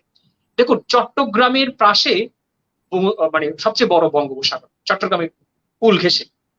আবার সেই চট্টগ্রাম, দক্ষিণ চট্টগ্রাম থেকে শুরু করে কুমিল্লা, সীতাকুণ্ড কুমিল্লা পর্যন্ত কিন্তু একটা প্রাকৃতিক বাঁধের মতো একটা পাহাড় শ্রেণী আছে। তাহলে এই বাঁধ কে দিয়েছে? এই বাঁধ প্রাকৃতিক ভাবেই তৈরি, এবং এটা পৃথিবীর ইতিহাসে একটা বিরল বাঁধ। পৃথিবীর ইতিহাসে, পৃথিবীর ভৌগোলিক বা বৈচিত্র্যে সবচেয়ে বড় সমুদ্র সৈকতের পাশে সবচেয়ে বড় প্রাকৃতিক বাঁধও কিন্তু অটোমেটিক তৈরি হয়ে আছে। যার কারণে আমরা কিন্তু অনেকগুলো ঘূর্ণিঝড় থেকে চট্টগ্রামবাসী রক্ষা পাই। কারণ চট্টগ্রামের মতো একটা এলাকাতে সাগরের পাশে এয়ারপোর্ট, এটা একটা ভৌগোলিক কারণে এটা অসম্ভব একটা ব্যাপার। কিন্তু সেই এয়ারপোর্ট রক্ষা পাই তার একটা বাঁধের কারণে, একটা ঝাউ গাছের কারণে। তাহলে সুন্দরবনকে আমরা রক্ষা করবো কিনা, এটা একটা বড় গুরুত্বপূর্ণ প্রশ্ন। যে সুন্দরবন তো আর দ্বিতীয়টা হবে না কখন। এবং ধরুন যে এই বছর যে করোনা ঢাকা শহরকে লন্ডভন্ড করে দিত, আমি আনন্দবাজার পত্রিকায় একটা রিপোর্টে পড়েছিলাম, ঢাকা শহরকেও লন্ডভন্ড করে দিতে পারতো, কিন্তু সুন্দরবনের কারণে হয়নি, যেটা কলকাতা শহরে হয়েছে। আজকে গত 100 বছরের ইতিহাসে কলকাতা শহর একটা ভয়াবহ দুর্যোগের মুখে আছে। এবং কলকাতায় আমার প্রচুর বন্ধু কাজ করেন, আমার বন্ধুদের সাথে আমার যোগাযোগ হয়। অনেকদিন ধরে আমি অনেককে হোয়াটসঅ্যাপে পাচ্ছি না, ফেসবুকে পাচ্ছি না, কারণ মোবাইলে চার্জ দেওয়ার মতো ইলেকট্রিসিটি নাই তাদের বাসায়।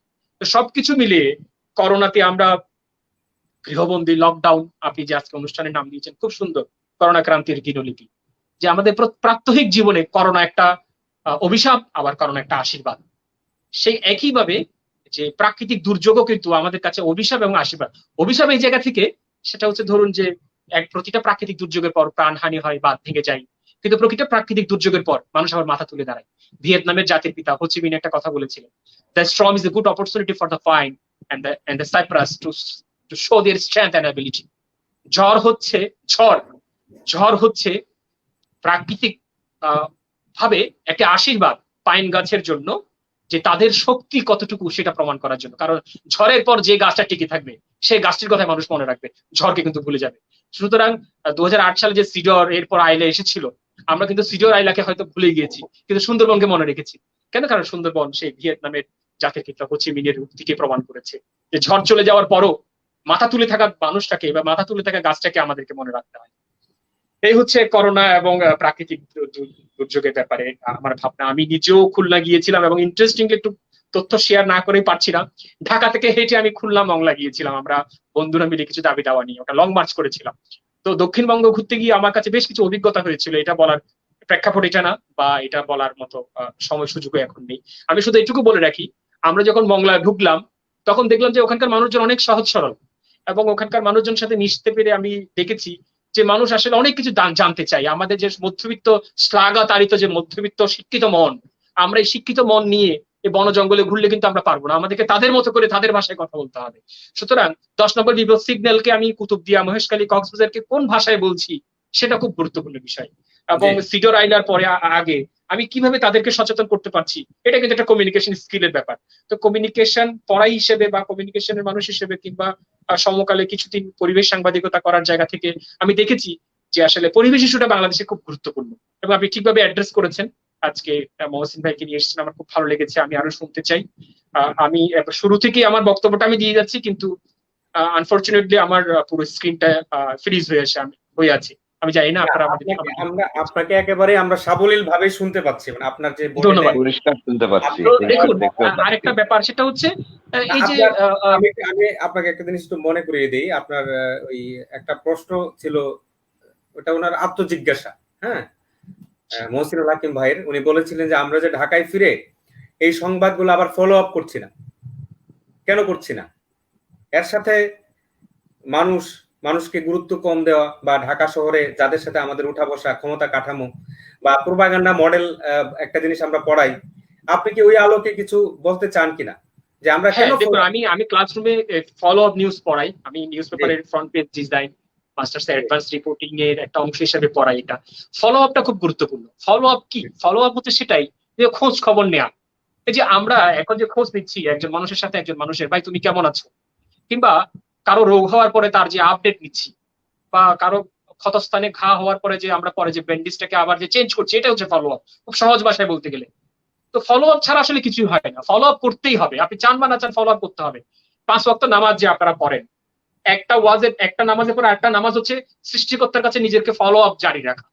তো সুতরাং সাংবাদিক তার ফলো আপ ছাড়া কখনোই আসলে সাংবাদিকতার সজীবতার মধ্যে থাকতে পারেন না। ফলো আপ খুবই গুরুত্বপূর্ণ একটা বিষয়, এবং একটা ফলো আপ থেকে, এটা মহসিন ভাই রিপোর্টিং থেকে আমরা দেখেছি, প্রতিটা ফলো আপ থেকে আসলে এক্সক্লুসিভ স্টোরি বের হতে পারে যদি আমরা ঠিকভাবে ফলো আপটা করি। এবং একজন স্টোরি করে এসেছেন, তার দায়িত্ব হচ্ছে অবশ্যই সেই ফলো আপটা করা। এবং ফলো আপ নিয়ে খুব মজার কিছু কথা আছে, এটা আমি এখন বলার মতো আমরা করি না কেন? আচ্ছা, আমি যদি আপনারা কিছু মনে না করেন, আমিও তো সাংবাদিকতার শিক্ষক, ক্লাসে পড়াই, আমি আবার সাংবাদিকতাও করেছি। আমরা আজকে টিভিতে অনেক নিউজ দেখলাম যে অমুক মন্ত্রী, তমুক এমপি, তমুক রাজনীতিবিদ কত কষ্ট করে তার যে ডুপ্লেক্স বাড়ি, তার সামনে নামাজ পড়েছে বা ছাদে নামাজ পড়েছে, খুব কষ্ট, মানে এলাকায় যেতে পারেননি, মানুষের সাথে কোলাকুলি করতে পারেননি। আমার কাছে মনে হয়েছে যে যদি বঙ্গবন্ধুর আদর্শ আমাদের মধ্যে থাকতো, সাংবাদিকদের বা মিডিয়াতে, তাহলে তো আমরা ওই কয়রার মানুষের কি অবস্থা আজকে, ওইটা নিয়ে বরং বেশি রিপোর্ট করতাম। হ্যাঁ, দেখুন, আমি আপনার টোন বুঝতে পেরেছি। আমি কিছু কথা বলবো, এটা খুব ইনফর্মাল, হয়তো এই কথাগুলোর খেসারত হয়তো আমাকে দিতে হতে পারে, কিন্তু খুব বাস্তব কথা, এগুলো আমি না বললেই নয়। সেটা হচ্ছে এই যে আমাদের মন্ত্রী বলুন, এমপি বলুন, আমাদের রাষ্ট্রের হর্তাকর্তা কিংবা বড় বড় ব্যবসায়ী হিসেবে যাদেরকে আমরা একটা এই দেশটাকে যদি আমি একটা কাঠামোর মধ্যে ধরি, তাহলে এই দেশকে যারা চালাচ্ছেন, যে আমাদের ন্যাশনাল বুর্জুয়া সিস্টেম, যে আমাদের যে সমাজপতিরা, হ্যাঁ, আমাদের যে জাতীয় বৃহৎ পুঁজির মালিকানার মানুষরা, তারা আসলে কি করেছেন এতদিন আমাদের। আমি 3টা কোম্পানির নাম বলছি এখানে, এবং থামিম গ্রুপ, আমি সেই যে গ্রুপে আমি কাজ করেছিলাম সমকাল পত্রিকায়, অ্যাসালম গ্রুপ চট্টগ্রামের প্রতিষ্ঠিত গ্রুপ, অ্যাপেক্স আমাদের জুতার জন্য সর্বশিষ্য, এই 3টি গ্রুপের পরিচালকের করোনা হয়েছে। এর মধ্যে দুর্ভাগ্যজনক ভাবে সত্যি অ্যাসালম গ্রুপের পরিচালককে আমরা হারিয়েছি করোনা ক্রান্তির মধ্যে। চট্টগ্রামের যে হাসপাতালে 5 টাকা দিয়ে চিকিৎসা নিতেন গরিব মধ্যবিত্ত, সেই হাসপাতালে একজন কোটিপতির মৃত্যু হয়েছে ভেন্টিলেটরের অভাবে, এবং 2 ভাই একটা অক্সিজেন ভেন্টিলেটর শেয়ার করছেন। এর চাইতে কঠোর নির্মম আর কি হতে পারে? লাতিন আমেরিকার বিখ্যাত একটা উপন্যাস লিখেছিলেন যে আপনার love in the time of cholera. যদি বাংলাদেশের কোন উপন্যাসিক যদি উপন্যাস লিখেন যে love in the time of, অথবা life in the time of corona, আমার কাছে মনে হবে যে এগুলোই তো বড় বড় কেস স্টাডি। কোটি কোটি টাকার মালিক, যারা নিজেরা জানেন না তাদের কাছে কত টাকা আছে, যারা চাইলে বাংলাদেশের স্বাস্থ্য ব্যবস্থাকে আমূল পরিবর্তন করে দিতে পারতেন, তারা নিজেরাই আজকে করোনা রোগের কাছে আক্রান্ত। তাহলে আমি যোগাযোগ বিদ্যার ভাষায় যদি বলি, করোনা হচ্ছে একটা সাম্যবাদী রোগ। সে আশরাফ আতরাফ, হলুদ সবুজ লাল নীল, আওয়ামী লীগ বিএনপি জামাত জাতীয় পার্টি বাম দল ডান দল এগুলো কিছুই বুঝে না। সে সবার কাছে সার্বজনীন গ্রহণযোগ্য বিজ্ঞান ভিত্তিক একেবারে একটা রোগ নিয়ে যাচ্ছে, হ্যাঁ, এবং যাকে আমরা নিজের চোখে দেখতে পাচ্ছি না। এই এমন এক অদৃশ্য শত্রু যাকে আমি যার সাথে আমি যুদ্ধ করতে পারছি না, যার ভয়ে আমি নিজের ঘরের মধ্যে আছি। কি লাভ আপনারা এত কোটি কোটি টাকা দিয়ে, যারা ওনারা কি করলেন? আজকে আপনি আপনার নির্বাচনী এলাকায় জড়িয়ে ধরতে পারছেন না আপনার মানুষদেরকে, তাদের জন্য কি হাসপাতাল করেছেন? আমার প্রিয় নেতা ওবায়দুল কাদেরের জন্য দেবীশেটি উড়ে এসেছেন। আমার বাবার জন্য তো কই দেবীশেটিকে আমি আনতে পারিনি, উল্টো আমাকে দেবীশেটির কাছে যেতে হয়েছে বেঙ্গালুরে। প্রতি বছর আমি 2 বার করে যেতাম। তাহলে প্রতি বছর আমি কেন ভারতের বেঙ্গালুরু যাব? প্রতি বছর কেন আমি সিঙ্গাপুরে যাব? আমার তো চট্টগ্রামে বিশ্বমানের হাসপাতাল হওয়ার কথা ছিল, তাহলে হয়নি কেন? এই করোনা এসে আমাদেরকে বরং সেগুলো নিজের চোখে আঙ্গুল দিয়ে দিই। জি জি, অনেক অনেক অনেক অনেক ধন্যবাদ। রাজীব নন্দী, আপনি বলছিলেন যে আপনার ভেতরে বিদ্রোহী সত্তা নেই, কিন্তু আমরা তো দেখছি যে আপনি আসলে অগ্নিস্ফুলিঙ্গের মতো আপনি আপনার আত্মপ্রকাশ ঘটালেন আমাদের সামনে। আমরা আসলে মুগ্ধ হয়ে আপনার কথাই শুনছিলাম এবং আমার ইচ্ছা হচ্ছিল যে আপনিই বলে যান, আমরা না সবাই না শুনি। হ্যাঁ, অসাধারণ। না, এটা তো আপনি এটা তো ভেতর না, থেকে বলছেন, আরেকটা বিষয় বলি, সেটা হচ্ছে আহ, ভেতর থেকে বলছেন। সেটা হচ্ছে আপনি যেটা বলেছিলেন যে মার্কিন যুক্তরাষ্ট্রের জন হপকিন্স ইউনিভার্সিটি মহামারী গবেষকের সাথে কাজের কথা, এটা খুব কাকতালীয় ভাবে মিলে গেছে। করোনার সময়টাকে আমি একটু ইতিবাচক ভাবে কাজে লাগানোর চেষ্টা করছি। আমার সাথে আমার 4 জন স্টুডেন্ট আচ্ছা, 2-3টা আমি কি প্রজেক্টে আপনার কাজ এই করছে। কথাগুলো একটু পরে শুনতে পারি? আমরা পরে হ্যাঁ, পরে এটা ডেফিনেটলি যে আমার অবশ্যই। মাথায় আছে, আমরা আসবো। আমরা তুহিন স্যারের কাছে এখনই যেতে চাচ্ছি না, একটু পরে আগে মহসিনুল হাকিমের কাছে যাই। জনাব মহসিনুল হাকিম, আমি আশা করি আপনি আমাকে শুনতে পাচ্ছেন। পরিষ্কার। শুনতে পাচ্ছেন?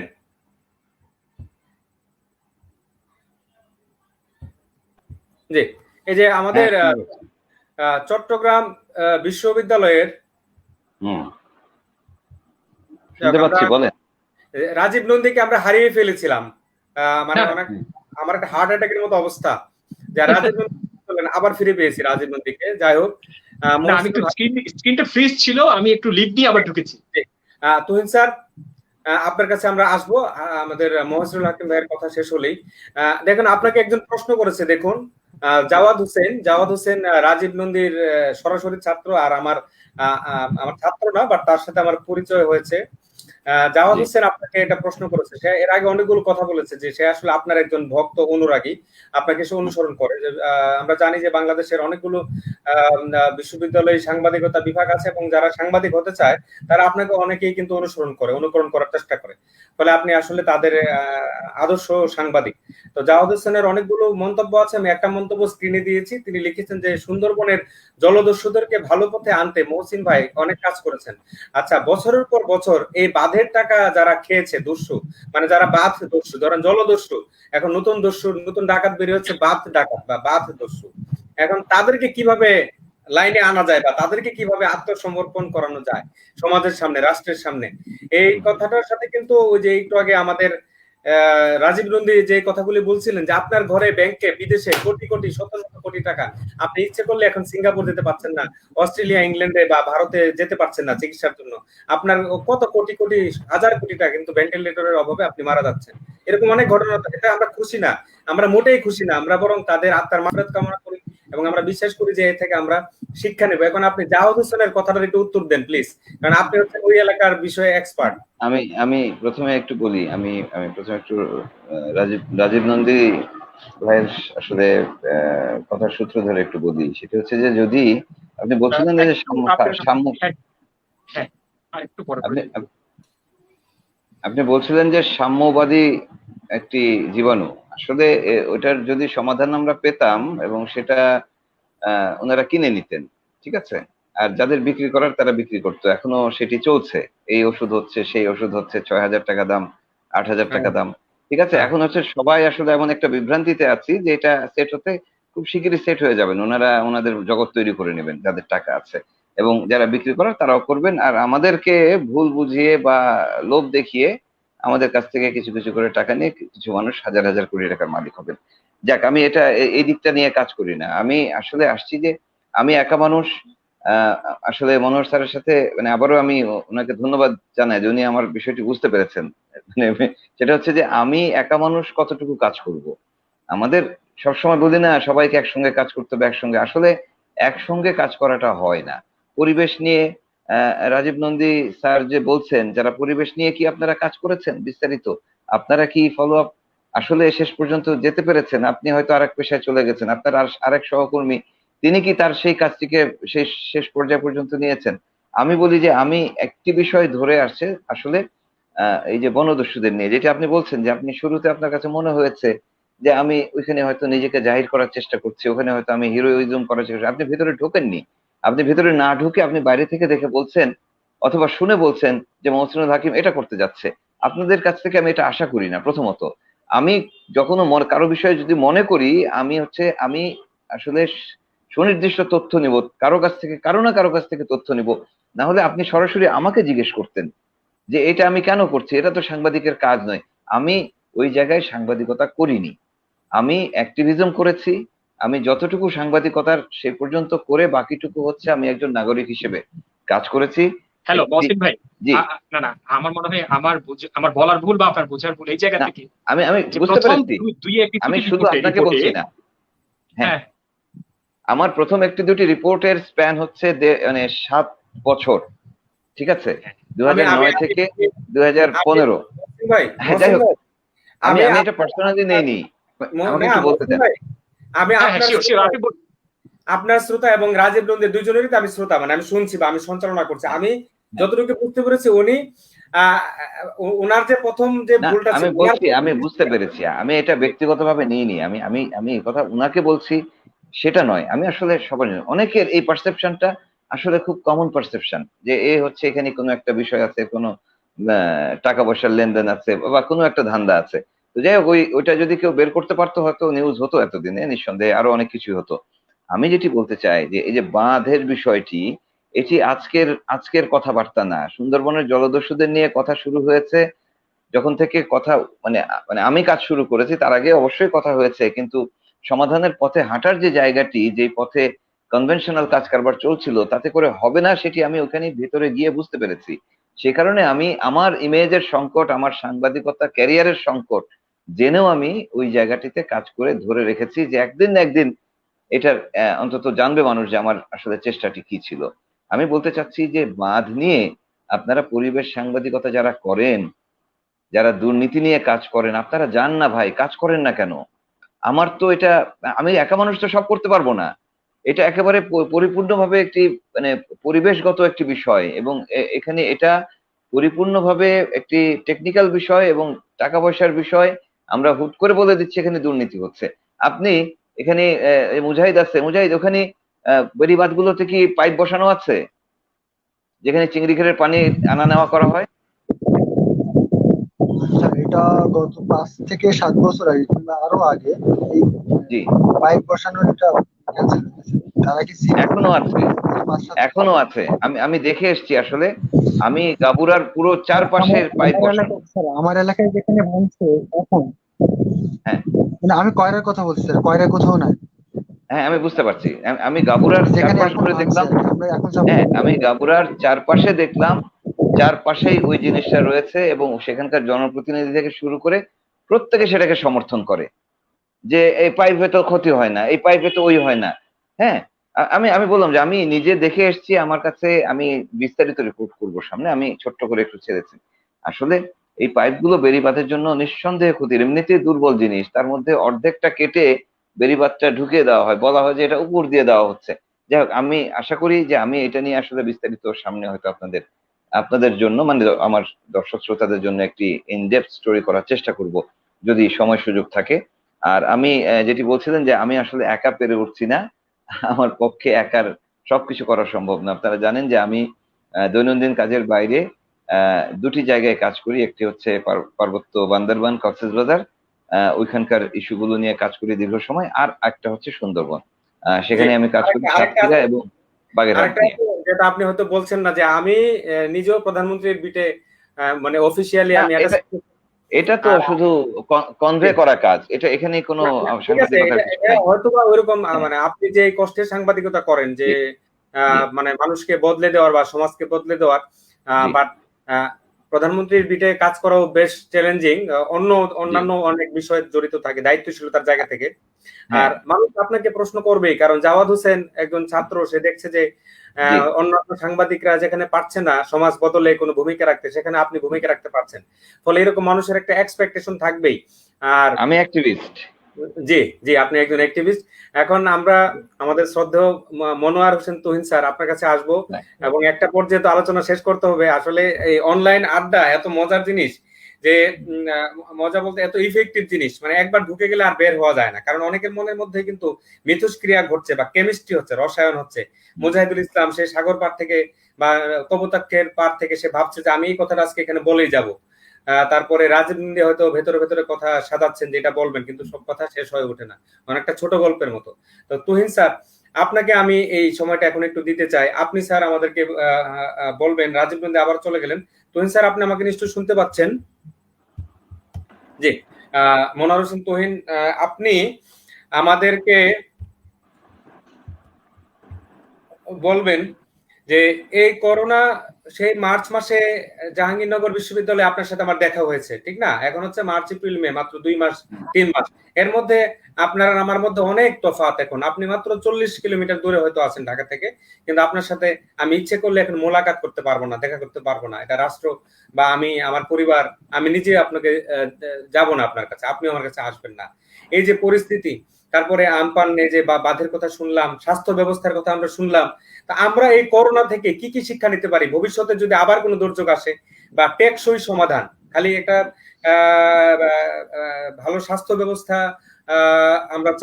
আমরা চাই যে আমাদের সমাজ থেকে দুর্নীতি দূর হয়ে যাক। আমরা চাই যে বঙ্গবন্ধুর আদর্শ বা জাতীয় কবি কাজী নজরুল ইসলামের সাম্যবাদী আদর্শ, এগুলো যেন মানুষের মধ্যে আসে।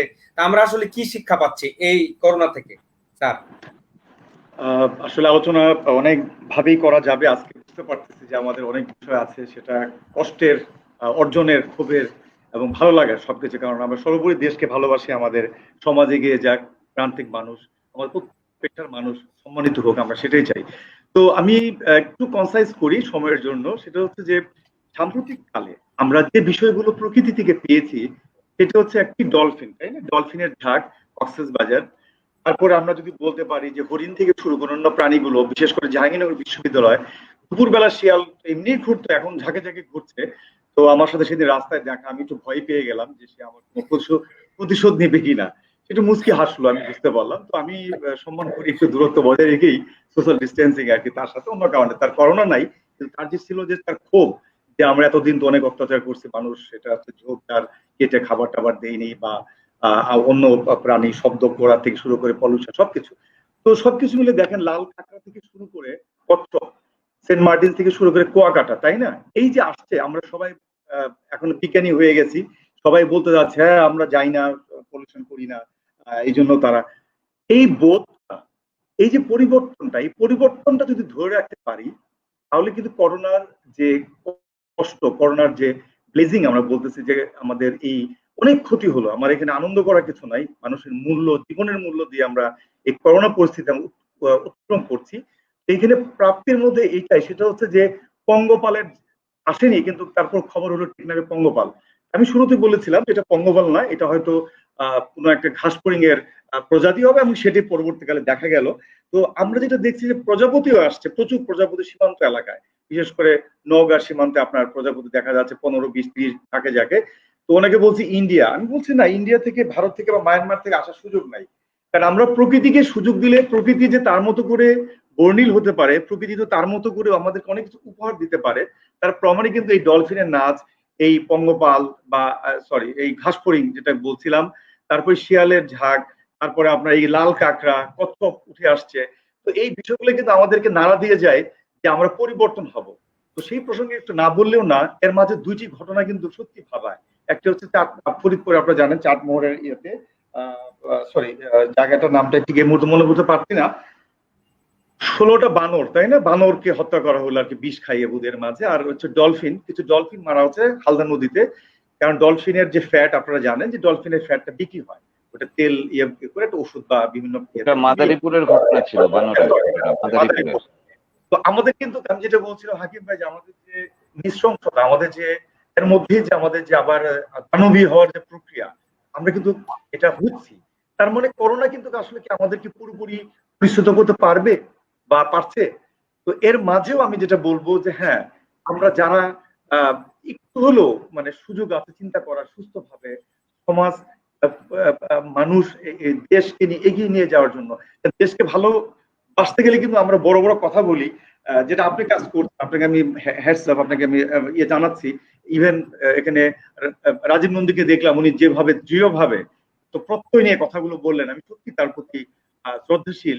যে আসলে আমরা সবাই যদি ভয়েসটাকে রেইজ করি এবং ভালো ভালো হওয়ার, মানে আপনার মনে সদিচ্ছাটাই যথেষ্ট। আমি যদি মনে করি যে আমি প্রকৃতিকে ধ্বংস করব না, আমি একটা ছোট বাগান করব বাসার ছাদে, ব্যালকনিতে বা জানলার পাশে, আমি যদি একটু অভ্যাসটা পরিবর্তন করে মনে করি পলিথিনটা জায়গা মতো ফেলবো, টিনের ক্যানটা ফেলবো না। আমি যদি গাড়ি একটু কম চালাই, আমার গাড়ি আছে, আমার পয়সা আছে, আপনার আছে, কিন্তু এটা মানেই না যে আমি যথেষ্ট ইউজ করবো, এটা মানেই না আমি পলিউশন করবো। দেখেন উন্নত বিশ্বে কিন্তু সবসময় দেখি তারা সাইকেল বা বাইসাইকেল ইউজ করে, সে প্রধানমন্ত্রী কি শুরু করে। আমি কি ভাবতে পারি আমাদের মাননীয় প্রধানমন্ত্রী বা আমি মনে করি তার যে অফিসার আছেন, তার যে অফিসের মানুষগুলো আছে, একটা দিন যদি বাইসাইকেল আমরা ইউজ করি, ভাবুন তো কতগুলো আমরা পলিউশন থেকে, ঢাকা শহর থেকে বা ধোঁয়া থেকে আমি আমার এই মানব জাতিকে, এই জীববৈচিত্র্যকে আমি রক্ষা করতে পারবো।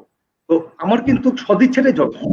তো করোনা এই পরিস্থিতি যেটা আমাদেরকে দিয়ে যাচ্ছে, পৃথিবী যদি এই অবস্থা যে আমরা পরিবর্তন হয়েছে, যে নীল আকাশ, যে নীল আকাশ, যে মানুষের আত্মিক ভালোবাসা, আত্মিক রিলেশন, আমরা পরস্পর থেকে বিচ্ছিন্ন হয়ে গিয়েছিলাম। আজকে আমরা এই মানে লাইভ স্ট্রিমে বসছি, কিন্তু এর জন্য আমাদের অনেক সময়, আমাদের এখন কিছু করার নাই। আমরা চাই এই সময় কাছে আসার জন্য আমাদের সহমর্মিতা, আমাদের ভালোবাসা, যে কথাটা আদনান প্রথমে বলেছে যে আমরা আবার একটু দেখি না আমরা কেমন আছি, সেই মাঠ শেষ দেখা হয়েছিল, এই মূল্যবোধ গুলো, ছোট ছোট বিষয়গুলো, যেমন আমরা এই সুযোগ পেলেই রুমে এসে এসি চালাই, অফিসে আমার এসি আছে বা গাড়িতে, আমরা একটু একদিন কি এসি ছাড়া চলতে পারি না? আমি কি ভাববো যে এসি যে বাতাসটা আমাকে দিচ্ছে, ব্যাক সাইডে যতটুকু সিএফসি, যতটুকু H2S গ্যাস বেরিয়ে যাচ্ছে, সেটা এই ওজোন স্তরকে কতটুকু ক্ষতিগ্রস্ত করছে। আজকে 10 লক্ষ কিলোমিটার ওজোন স্তর লেয়ার ঠিক হয়ে যাচ্ছে উত্তর মেরুতে, কিভাবে সম্ভব? লকডাউন, লকডাউন তাহলে আমরা কি করি? আমরা এই গ্যাসগুলো পুরাই, এই শিল্প কারখানা চালাই, এই গাড়ি চালাই, আপনার আমার কত আরামের ভোগের, আমরা আসলে লোভী হয়ে গেছি। প্রকৃতি আমাদের এটি শেখাচ্ছে যে লোভ করতে হবে না, লোভ করলে তার সীমা থাকা দরকার।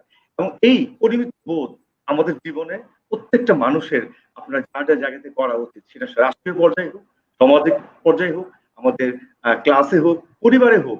আমরা কিন্তু অনেক সময় দেখেন আমার শিশু সন্তানকে যখন বাসায় আসে বা আপনাদের দৌড়ে, আমরা যখন ঢুকি দৌড়ে আসে বাবা বা ভাই বা মামা, এই যে বিষয়গুলো বলতে, এর মানে কি আমি এতদিন সময় দিইনি, আমাদের ঘুরে দাঁড়ানোর, ফিরে তাকানোর বোধহয় সময় এসেছে। আমরা দেখি প্রকৃতিকে, একটু পরিবর্তন হই, একটু দৃষ্টিভঙ্গি পাল্টাই, সেই সাথে জীবনযাত্রার যে পরিবর্তন, বিশেষ করে খাদ্যাভ্যাস, আমরা অনেক সময় কেয়ারই করতাম না।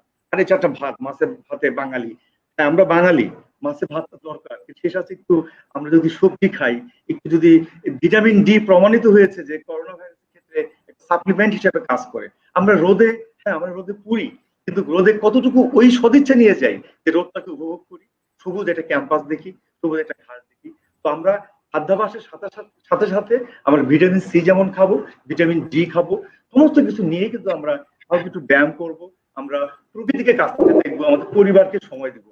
এই সামগ্রিক ভাবে যদি আমরা চেষ্টা করি, তাহলে আমার পরিবার যেমন ভালো হবে, এই পরিবারকে যদি আমি ভালো করতে পারি, তাহলে আমার সমাজ, আমার দেশ এমনি এগিয়ে যাবো। আমার কাছে মনে হচ্ছে আমাদের এই করোনার পরিস্থিতিতে আমাদের একটু হলেও যে ঘুরে দাঁড়ানোর সময় এবং যে পরিবর্তন, সেটাকে আমাদের করে রাখতে হবে, আর এই ভালো অভ্যাসগুলোকে আমাদের লালন করতে হবে। তাহলে কিন্তু আমরা আসলে করোনার যে কষ্ট, এই কষ্টকে আমরা সত্যিকার অর্থে একটা ভালো জায়গায় নিয়ে যাব আমাদের সভ্যতার কাছে, যেটা এই করোনা শুধু কষ্টের দিনগুলো থাকবে না, আমরা মনে করতে পারি যে না, এই করোনা আমাদের অনেক কিছু দিয়েও গেছে।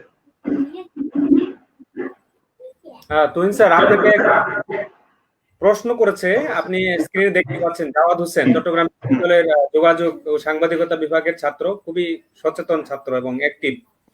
সে লিখেছে যে স্যারের কাছে একটি প্রশ্ন। স্যার, আমার ঘর হালদা নদীর পাড়ে। গত গত গত 1.5 মাসে হালদার প্রায় 18টি শুশুক কিংবা ডলফিন মারা গিয়েছে। এগুলো আসলে নিজে নিজে মারা যায়নি, এগুলোকে স্যার আপনি এর আগেও বলেছেন।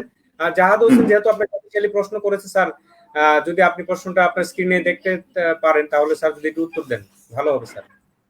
আমরা আসলে থ্যাঙ্কস, খুব ভালো একটা কোশ্চেন। আমাদের আসলে ভাবা উচিত যে সব জায়গায় যদি আমরা ব্যবসায় চিন্তা করি, হাকিম ভাইয়ের সুন্দর করে বলতে পারবেন যে সব জায়গায় ব্যবসা চিন্তাটা বাদ দিতে হবে। প্রকৃতি যেটা ভালোবাসার জায়গা, তার কাছে শিক্ষণীয়, আমার ছোটবেলার শিক্ষা, এবং তবে আমরা জানি প্রকৃতি আমাদের ফার্স্ট টিচার। অ্যাকচুয়ালি ওরা কিন্তু কখনো তাদের সাথে এবং আমাদের সাথেও কিন্তু কখনো বিরূপ ভাব বা বেমানি করে না। আপনি দেখবেন করোনা ভাইরাস কিন্তু আসেনি, আমরা কিন্তু করোনা ভাইরাসে গিয়েছি। যেমন করোনা ভাইরাস যারা বহন করে সেই খাবার কিন্তু আমরা খেয়েছি, সেটা বাদুড়ি হোক আর প্যাঙ্গুলিনি হোক, আমরা কিন্তু, ওরা কিন্তু আমাদের সাথে ঝাঁপিয়ে পড়েনি। তার মানে কি, আমরা যদি এই একটু মানবিক না হই, আর যদি সবসময় একটা ব্যবসায়িক চিন্তা থাকে, আজকে আমরা এই ডলফিনটাকে যদি মেরে ফেলি তাহলে আমি 500 টাকা পাবো, বা হরিণটাকে নিয়ে যদি আমি বিক্রি করি তাহলে এর মাংস, এর যে আপনার চামড়া বা পাটটাকে নিয়ে করি, এই জায়গা থেকে আসলে আমাদেরকে সামাজিক যে আন্দোলন, সরকারের পাশাপাশি আমাদের সামাজিক যে মূল্যবোধ, সামাজিক আন্দোলন, যে সুন্দরবন টিকে থাকলে, ডলফিন টিকে থাকলে আমাদের কি লাভ? শুধু কি আমরা পৃথিবীতে খাবার জন্য এসেছি? শুধু কি আমরা পৃথিবী থেকে এদের কাছে শোষণ করার জন্য এসেছি? এদেরকে দেওয়ার মতো কি কিছুই নেই? আমার তো মনে হয় করোনা আমাদেরকে বারবার সতর্ক করে দিচ্ছে, এখনো সময় আছে সত্যি আমাদের ফিরে দেখার, আমাদেরকে মানবিক হওয়ার, এবং কিছুটা হলেও আমাদেরকে পরিবর্তন নিয়ে আসা আমাদের সমাজে চিন্তা ভাবনা চেতনায়, তাহলে সম্ভব আমাদের এই করোনা বা বিভিন্ন ধরনের মহামারী থেকে মুক্তি পাওয়া। জি জি, অধ্যাপক মনোয়ার হোসেন তুহিন, আপনাকে অনেক ধন্যবাদ। আমরা প্রায় 1 ঘন্টা 15 মিনিটের মতো কথা বলেছি। আমাদের মধ্যে এই মুহূর্তে সবচেয়ে যিনি আসলে পেশাগত কারণে যিনি অনেক বেশি ব্যস্ত থাকে তিনি হচ্ছেন মহসিনুল হাকিম। কারণ ওনার কখন কি ডাক এসে যায়, যে ও মানে এটা আসলে সাংবাদিকের জীবন আমাদের মতো না। আমি তারপরে রাজীব নন্দী, আমরা দুজনই সাংবাদিক ছিলাম। আমি রিপোর্টার ছিলাম। আসলে রিপোর্টারের কোনো ধরনের শুক্র শনিবার বা সময় নেই, সকাল সন্ধ্যা দুপুর কখন কি কাজ এসে যাবে। ফলে আমি কিছুটা ভয় পাচ্ছি যে উনি কোন ধরনের বড় ধরনের ক্ষতি স্বীকার করে আবার আমাদের সাথে সময় দিচ্ছেন কিনা। যা মহসিনুল হাকিম, আপনি আমাকে শুনতে পাচ্ছেন? আপনার কাছে যাওয়ার আগে আমি রাজীব নন্দী আপনার কাছে যেতে চাই। তুহিন স্যার যে বিষয়টি বললেন, আমার গত লাইভ অনুষ্ঠানে আমাদের সবার শ্রদ্ধেয় ব্যক্তি, আমাদের শিক্ষক অধ্যাপক ডক্টর গোলামুর রহমান স্যার, তিনিও প্রায় একই কথা বলেছেন। স্যার একটা পোস্ট দিয়েছিলেন ফেসবুকে যে আমাদের সবার জীবনে মাঝে মাঝে এখন লকডাউন দরকার। লকডাউন দরকার মানে স্যার বোঝাতে চেয়েছেন যে আমাদের একটা পজ দরকার, বিরতি বা রিফ্রেশ। আমরা যেরকম কম্পিউটার মেমোরি রিফ্রেশ করি বা আমরা কম্পিউটার স্ক্রিন একটু পর পর রিফ্রেশ দিই না, তো আমাদের জীবনটাকে এরকম রিফ্রেশ করা দরকার। স্যারের এটা আত্ম উপলব্ধি। স্যার করোনার অনেক ইতিবাচক দিক স্যার বলেননি, কিন্তু স্যার বলেছেন যে আমার অনেক নতুন অভিজ্ঞতা হয়েছে জীবন সম্পর্কে। উনি ওনার জীবনের অনেকগুলো বছর কাটিয়ে ওনার দীর্ঘ 4 দশকের শিক্ষকতা জীবন, তো স্যারের যে উপলব্ধি, মনোয়ার হোসেন তুহিন স্যারের প্রায় সেম উপলব্ধি। আপনিও একই সুরে কথা বললেন, মহসিনুল হাকিম তিনিও প্রায় একই সুরে কথা বললেন। আপনার কাছে জানতে চাচ্ছি যে সংক্ষেপে, আমরা শেষ পর্যায়ে আছি, যে আমাদের সামনের দিনগুলোতে আমরা কি এই করোনার শিক্ষা নিয়ে কিছুটা বদলাবো? মানে আমরা এখন যে লোভী, স্যার যে বললেন যে আমাদের লোভের কোনো সীমা পরিসীমা নেই, হ্যাঁ, এরকম আমাদের লোভ, তারপরে আমাদের যে সবকিছু পাওয়ার একটা তীব্র আকাঙ্ক্ষা, যে আমার আরো চাই। যার 100 কোটি টাকা সে চায় যে 1000 কোটি টাকা হবে, যার 2টা গাড়ি সে বলে আমার 10টা গাড়ি হবে, যার গাড়ি 1 কোটি টাকার দাম সে বলে যে না আমার গাড়ির দাম 50 কোটি টাকা হবে। এই যে একটা লোভ, এই লোভ কি আমাদের ভিতরে থাকবে সামনে, নাকি বিলুপ্ত হবে লোভ, নাকি আরো বেড়ে যাবে? কি হবে সামনে, আপনার কি মনে হয়? আমার ধারণা আমরা পরিবর্তন হব না। কেন পরিবর্তন হব না, আমি একটা ছোট্ট কৌতুক বলি আপনাদেরকে। সেটা হচ্ছে, এক লোক একবার নদী পারাচ্ছিল, নদী পারানোর সময় তার নৌকাতে সে নদী পারাচ্ছে এবং প্রচন্ড ঝড় উঠেছে। ঝড় ওঠার পর সে মানত করেছে, মা কালী, এই ঝড়ে আমি যদি নৌকা পারোই, যদি ওই পারে যেতে পারে, আমি তোমাকে জোড়া পাঠা মানত দিব। যথারীতি ঝড় থেমে যায় এবং সে শান্তিমতো জীবিত অবস্থায় সে নদী পার হয়। নদী পার হওয়ার পর 1 মাস 2 মাস চলে গেল, সে জোড়া পাঠা আর বলি দেয় না মা কালীকে। তো পরে আরেকদিন আবার নদীতে ঝড় উঠেছে। ঝড় ওঠার পর তখন এবার আবার সে বলল, মা কালী, আমি একটা পাঠা মানত দিব তোমাকে, তুমি যদি আমাকে এই ঝড় থেকে রক্ষা করো।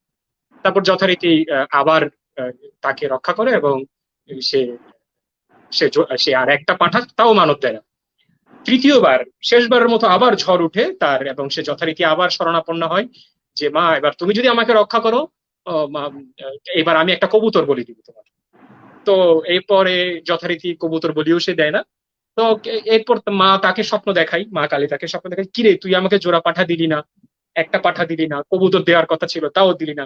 বলছে, মা তুমি এত কিছু বুঝো, তুমি আর কি বুঝো না যে আমি এত অর্থভাবে থাকি, আমি এত কষ্টে থাকি, আমার তো এসব কেনার সামর্থ্য নাই, তো তুমি আমাকে টাকা পয়সা দাও, তাইলে তো আমি তোমাকে এগুলো দিতে পারবো। তার মানে দেখুন যে আমরা বাঙালির মনস্তত্ত্ব যদি দেখি, আমরা তো আত্মঘাতী বাঙালি যদি আমরা পড়ে থাকি নীরদ বরণ চৌধুরী, আমরা জানবো যে বাঙালি খুব আত্মঘাতী একটা জাতি। 7ই মার্চ লক্ষ লক্ষ মানুষ যে ঢাকা শহরে এসে বঙ্গবন্ধুর ডাকে যুদ্ধে ঝাঁপিয়ে পড়তে পারে, 3 বছরের মাথায় সে বঙ্গবন্ধুর জানাজাতে আমরা 15 জন মানুষকে পাই না। আমরা হচ্ছে এত বড় একটা আত্মঘাতী। আপনি একজন বঙ্গবন্ধুর ভক্ত এবং আমার চাইতে অনেক বড় ভক্ত আমি জানি, তো আপনার কাছে নিশ্চয়ই হৃদয়ে লাগবে আমার এই উদাহরণটা। এটা আমি কিন্তু আওয়ামী লীগকে দোষ দিচ্ছি না, আমি কিন্তু বঙ্গবন্ধুকে দোষারোপ করছি না, আমি একটা জাতিগত সংকটের কথা বলছি। আমরা আমরা এই 2 মাস আমরা পলিথিন ব্যবহার কমিয়ে দিয়েছি, কিন্তু আমরা ঠিকই রাস্তায় পলিথিন ফেলি। আমার একজন প্রফেসর আছেন, আমি খুব অবাক হয়ে গিয়েছিলাম যে তার কাজ হচ্ছে ছাত্রছাত্রীরা যখন বাদাম খেতে খেতে রাস্তায় যায়, তিনি পেছন থেকে বাদামের খোসা কুড়িয়ে তার পকেটে রাখেন। এবং তিনি আমাকে বলেছিলেন, যে আমাদের বিশ্ববিদ্যালয়ের প্রফেসর আমাকে বলেছিলেন, রাজীব তুমি কি জানো যে আমাদের ব্যাকপ্যাকের পেছনে পাশে দুটো কেন ছোট ছোট খোপ দেয়া আছে? এই ছোট ছোট খোপ গুলো হচ্ছে যে ডাস্টবিনে ফেলার মতো পরিবেশ না পেলে আমি যাতে টিস্যু বক্স, টিস্যু, এরপর হচ্ছে বাদামের খোসা, চকলেটের খোসা, এগুলো যাতে আমি রাখতে পারি। তাহলে আমরা কি জানি যে আমাদের ব্যাকপ্যাকের পাশে ছোট এই যে ছোট ছোট যে দুটো খোপ কি জন্য? এগুলো আসলে আমার প্রাত্যহিক জীবনের ইনস্ট্যান্ট ময়লা, ইনস্ট্যান্ট বর্জ্যগুলোকে আমি যাতে ওখানে রাখতে পারি সেফ। আমি আমার বাচ্চা মেয়েকে নিয়ে যখন ট্যুর করতাম বা ঘুরতাম, তখন আমার ব্যাগটা হয়ে যেত একটা সংসার। হ্যাঁ, আমি বডি স্প্রে রাখতাম, আমি একটা হ্যান্ড স্যানিটাইজার রাখতাম, বেবি টয়লেট টিস্যু রাখতাম, ওয়েট টিস্যু রাখতাম, আমরা একটা ব্যক্তিগত চিরুনিও রাখতাম সবসময়, আমি যেহেতু একটা লম্বা চুল মেনটেন করি। করোনা আসার আগে আমি যখন আড্ডায় বসতাম বন্ধুদের সাথে, তখন এগুলো নিয়ে আমার অনেকে হাসাহাসি করতো যে ওর ব্যাগে কি কি পাওয়া যায়। আমার ব্যাগে একটা ফ্লাক্স থাকবে যেখানে গরম পানি থাকবে অনেকক্ষণ, আমার ব্যাগে ধরেন একটা হ্যান্ড স্যানিটাইজার থাকবে। এখন করোনা আসার ঠিক 15 দিন আগে পর্যন্ত সিঙ্গারা সমোসা খাওয়ার জন্য আমি যদি হ্যান্ড স্যানিটাইজার দিয়ে যদি একটু ধুতাম, তাহলে কিন্তু অনেকে এটা অবিশ্বাস্য মনে করতো, বা কি ব্যাপার, মানে ভাব দেখাচ্ছে, বা এটি কি ইউরোপ নাকি যে তুমি এভাবে কেন চলছে। হ্যাঁ, আমরা মাটির মানুষ, আমরা খুব গর্ব করে বলি আমরা মাটির মানুষ। দেখুন, করোনা আসার আগেও আমরা যেরকম ছিলাম, করোনার পরও আমরা ঠিক এরকম করে থাকবো। কেন? কারণ জাতিগতভাবে আমরা কিছু বৈশিষ্ট্য আছে। ষড় ঋতুর দেশ তো এটা, 6টা ঋতুর সাথে আমরা অ্যাডজাস্ট করতে পারি এবং আমরা যে কোনো ভাবে টিকে থাকতে পারি। এই যে আপনি যদি নোয়াখালী, কুতুবদিয়া, মহেশখালী, কক্সবাজার মানুষের সাথে মিশেন, তাহলে দেখবেন ব্রাহ্মণবাড়িয়া বা এই যে চরাঞ্চল বা উপকূলীয় অঞ্চল, এরা প্রচন্ড হিংস্র, প্রচন্ড রকম দাপটের সাথে চলে। কেন? কারণ প্রকৃতির সাথে টিকে থাকার সংগ্রাম তাদের চারিত্রিক বৈশিষ্ট্য। পাহাড়ি মানুষজন দেখবেন আপনি একটু বামন আকৃতি, খাটো হচ্ছে কেন? কারণ পাহাড়ে উঠতে গিয়ে তার যে শারীরিক বিবর্তন, সেই শারীরিক বিবর্তন তার শরীরের মধ্যে আছে। জাতিগতভাবে আমরা একটা মিশ্র জাতি গোষ্ঠী। আমাদের এই জাতির মধ্যে আমরা যদি সোপিয়ানসদের হিস্ট্রি পড়ি, তাহলে দেখবো এখানে আরবরা এসেছে, ব্রিটিশরা এসেছে, এখানে আফগানরা এসেছে, এখানে পার্সিয়ানরা এসেছে, এখানে পর্তুগিজরা এসেছে। আমার দাদির দাদি কার সাথে শুয়েছেন আমি জানি না, সুতরাং তার জিন হয়তো আমার রক্তের মধ্যে আছে। সুতরাং এটা বাঙালি খুব একটা মিশ্র জাতি। এখানে ষড় ঋতুর বৈশিষ্ট্য তো, আমরা যে কোনো কিছুর সাথে আপডেট হতে পারি। এই যে সরকার পরিবর্তন হয়ে দেখবেন আপনার ক্যাম্পাসে আপনার অনেক সহকর্মীরও পরিবর্তন হচ্ছে, কিংবা ঋতু পরিবর্তনের সাথে সাথে আমরা অনেকে বেশভূষা পাল্টাই। এখন 15ই আগস্টে ফুল দিতে চাই হচ্ছে যে এক সময়ের উল্লাস করা মানুষজন, এগুলো আমরা দেখি, আমরা জানি। এটা খুবই নন ইনফরমেটিভ একটা আলোচনা বলে আমি কথাগুলো সাহসের সাথে বলতে পারছি, আমরা বিশ্বাসের জায়গা থেকে বলতে পারছি। সুতরাং যে জাতি ষড় ঋতুর বৈশিষ্ট্য অনুযায়ী চলতে পারে, এবং আমি আজকেও একটা সীমিত পরিসরে বেরিয়েছিলাম ঘর থেকে একটা বাস্তবিক সাংসারিক কাজে, আমি দেখছি বিপুল উৎসাহ উদ্দীপনার মধ্যে দিয়ে মানুষজন শহরে হাঁটছে। সুতরাং এটা খুব বলা মুশকিল। আমরা জাস্টিন ট্রুডোকে প্রশংসা করি, কিন্তু আমরা নিজেরা আসলে কানাডিয়ানদের মতো আচরণ করি না। আমরা শেখ হাসিনার স্বৈরতন্ত্র নিয়ে সমালোচনা করি, কিন্তু নিজের ঘরে স্বৈরতান্ত্রিক প্র্যাকটিস কিন্তু অব্যাহত রাখি। সুতরাং এই জাতি খুব অবিমিশ্রিত, এটা একটা অদ্ভুত জাতি, মানুষ কাঠামো। সুতরাং আমি খুব বেশি আশাবাদী এই জায়গা থেকে, যে মানুষ একটা ধাক্কা খেয়েছে, কিন্তু এই ধাক্কা থেকে সে শিক্ষা নিতে পারবে কিনা এটার ব্যাপারে আমি খুব নৈরাশ্যবাদী। সুতরাং আপনি হয়তো আমার কথায় হয়তো আশাহত হবেন। আমার প্রফেসর ডক্টর আলী রিয়াজ একটা কলাম লিখেছেন কিছুদিন আগে, উনি বলেছেন যে এই করোনা হয়তো একটা অতি দানবিক বিশ্বের দিকে যাবে, অথবা একটা মানবিক বিশ্বের দিকে যাবে, এর মাঝামাঝি বলতে কিছু নাই। হয় আমরা আরো দানবীয় হয়ে উঠবো, যেমন ধরেন যদি করোনা ভ্যাকসিন যদি যত দেরি করবে, তত বেশি ঈশ্বরের প্রতি, খোদার প্রতি আস্থা কমবে আমাদের। যে তাহলে গির্জা বন্ধ, মসজিদ বন্ধ, মন্দির বন্ধ, তাহলে আমরা কার কাছে যাচ্ছি? আবার যদি করোনার ওষুধ যদি এখন পেয়ে যাই, তাহলে আমরা কিন্তু বিভিন্ন সূরার বিভিন্ন মন্ত্রের মানে রেফারেন্স দিব, যে একটু দেখেন উনি কিন্তু লিখেছিলেন, উনি দিবেন আবার নিবেন। সুতরাং আমরা সবকিছু ব্যাখ্যা সবসময় মানে হাজির করে ফেলতে পারি। সুতরাং এটা খুব মিশ্র জাতি গোষ্ঠীর মেজাজ কাঠামো। এটার জন্য অনেক বড় পণ্ডিত হতে হবে। আমার মতো একজন নগণ্য মানুষ এটার পক্ষে পূর্বাভাস দেওয়া খুব মুশকিল। তবে আমি মনে করি ব্যক্তিগতভাবে আমার জীবনে অনেক কিছু পরিবর্তন এসেছে। যেমন আমি এখন রাতে কাজ করি, ইউরোপের অনেকগুলো জায়গা থেকে কাজের অফার এসছে, আমি আমার ছাত্রদেরকে নিয়ে দুর্দান্ত একটা সময় কাটাচ্ছি অনলাইনে, যারা প্রোডাক্টিভ কাজ করছে। জন হপকিন্স ইউনিভার্সিটির একজন গবেষকের সাথে আমার পরিচয় হয়েছে, জনস্বাস্থ্য এবং বাংলাদেশের যোগাযোগ কাঠামো নিয়ে আমরা কাজ করছি। আমি মনে করি যে চিকিৎসক না, শিক্ষক, শিল্পী, এদের জীবনে একটা অখণ্ড নীরবতা দরকার, গবেষকদের জীবনে, মনোয়ার স্যারের জীবনে অখণ্ড নীরবতা দরকার প্রকৃতির মধ্য দিয়ে হারিয়ে যাওয়ার জন্য। সে অখণ্ড নীরবতা আমার কাছে আশীর্বাদ। সুতরাং করোনাকে যারা অভিশাপ বলছে আমি তাদের সাথে পুরোপুরি একমত না। আমি মনে করি করোনাকে অভিশাপের জায়গা থেকে করোনাকে বরঞ্চ আশীর্বাদ হিসেবে দেখতে হবে। সেই আশীর্বাদের কতটুকু অংশ আমরা পোস্ট করোনা এড়াতে লাগাতে পারি, মানে করোনা পরবর্তী জীবনে লাগাতে পারি, সেটা আমাদের পারস্পরিক বোঝাপড়া, পারস্পরিক বুঝের ব্যাপার। আমি কতটুকু কমিটেড। ধন্যবাদ, আপনাকেও ধন্যবাদ। জি জি, রাজীব নন্দী অসাধারণ বলেন সবসময়। মহসিনুল হাকিম, আপনার কাছে আরেকজন একটা প্রশ্ন করেছে। আমাদের আসলে আলোচনাটা তো শেষ করতে হবে আজকে, কিন্তু জাওয়াদ হোসেন সে একজন শিক্ষার্থী, এখনো বিশ্ববিদ্যালয়ে পড়াশোনা করে, ফলে তার মন আমরা ভাঙতে চাই না, হৃদয় আমরা ভাঙতে চাই না। আচ্ছা, আপনার মাইকটা কি আপনি মিউট করে? আমি তো এখন করেছি। মহসিনুল হাকিম, আপনি এই প্রশ্নটা নিশ্চয়ই খেয়াল করেছেন। এটা আপনার জীবনের অভিজ্ঞতার আলোকে সে প্রশ্ন করেছে, সে একজন ছাত্র, এবং আমি আশা করি আপনি উত্তরটা দিবেন। পাশাপাশি আমি একটু ওই যে রাজীব নন্দীর কথার রেশ ধরে আপনার কাছে আমার একটা কথা বলতে চাই। যেমন রাজীব নন্দী বলছিলেন যে আমাদের জীবনে একটা অখণ্ড নীরবতার দরকার, কিন্তু সাংবাদিকের জীবনে অখণ্ড নীরবতা বলতে কিছু আছে বলে আমার তো মনে হয় না। কারণ আমি মানে রিপোর্টিং করেছি, আমি দেখেছি যে আমি সেই ফার্স্ট ইয়ার থেকে 3 দিনের ছুটি কটা, ঈদের দিন, ঈদের আগের দিন, ঈদের পরের দিন। আমার যখন বিয়ের আলাপ হচ্ছিল, আমার বস বলছে যে ঠিক আছে, তোমাকে একদিনের ছুটি দেবো, যাও, তুমি বিয়ে করে আবার চলে আসবে অফিসে।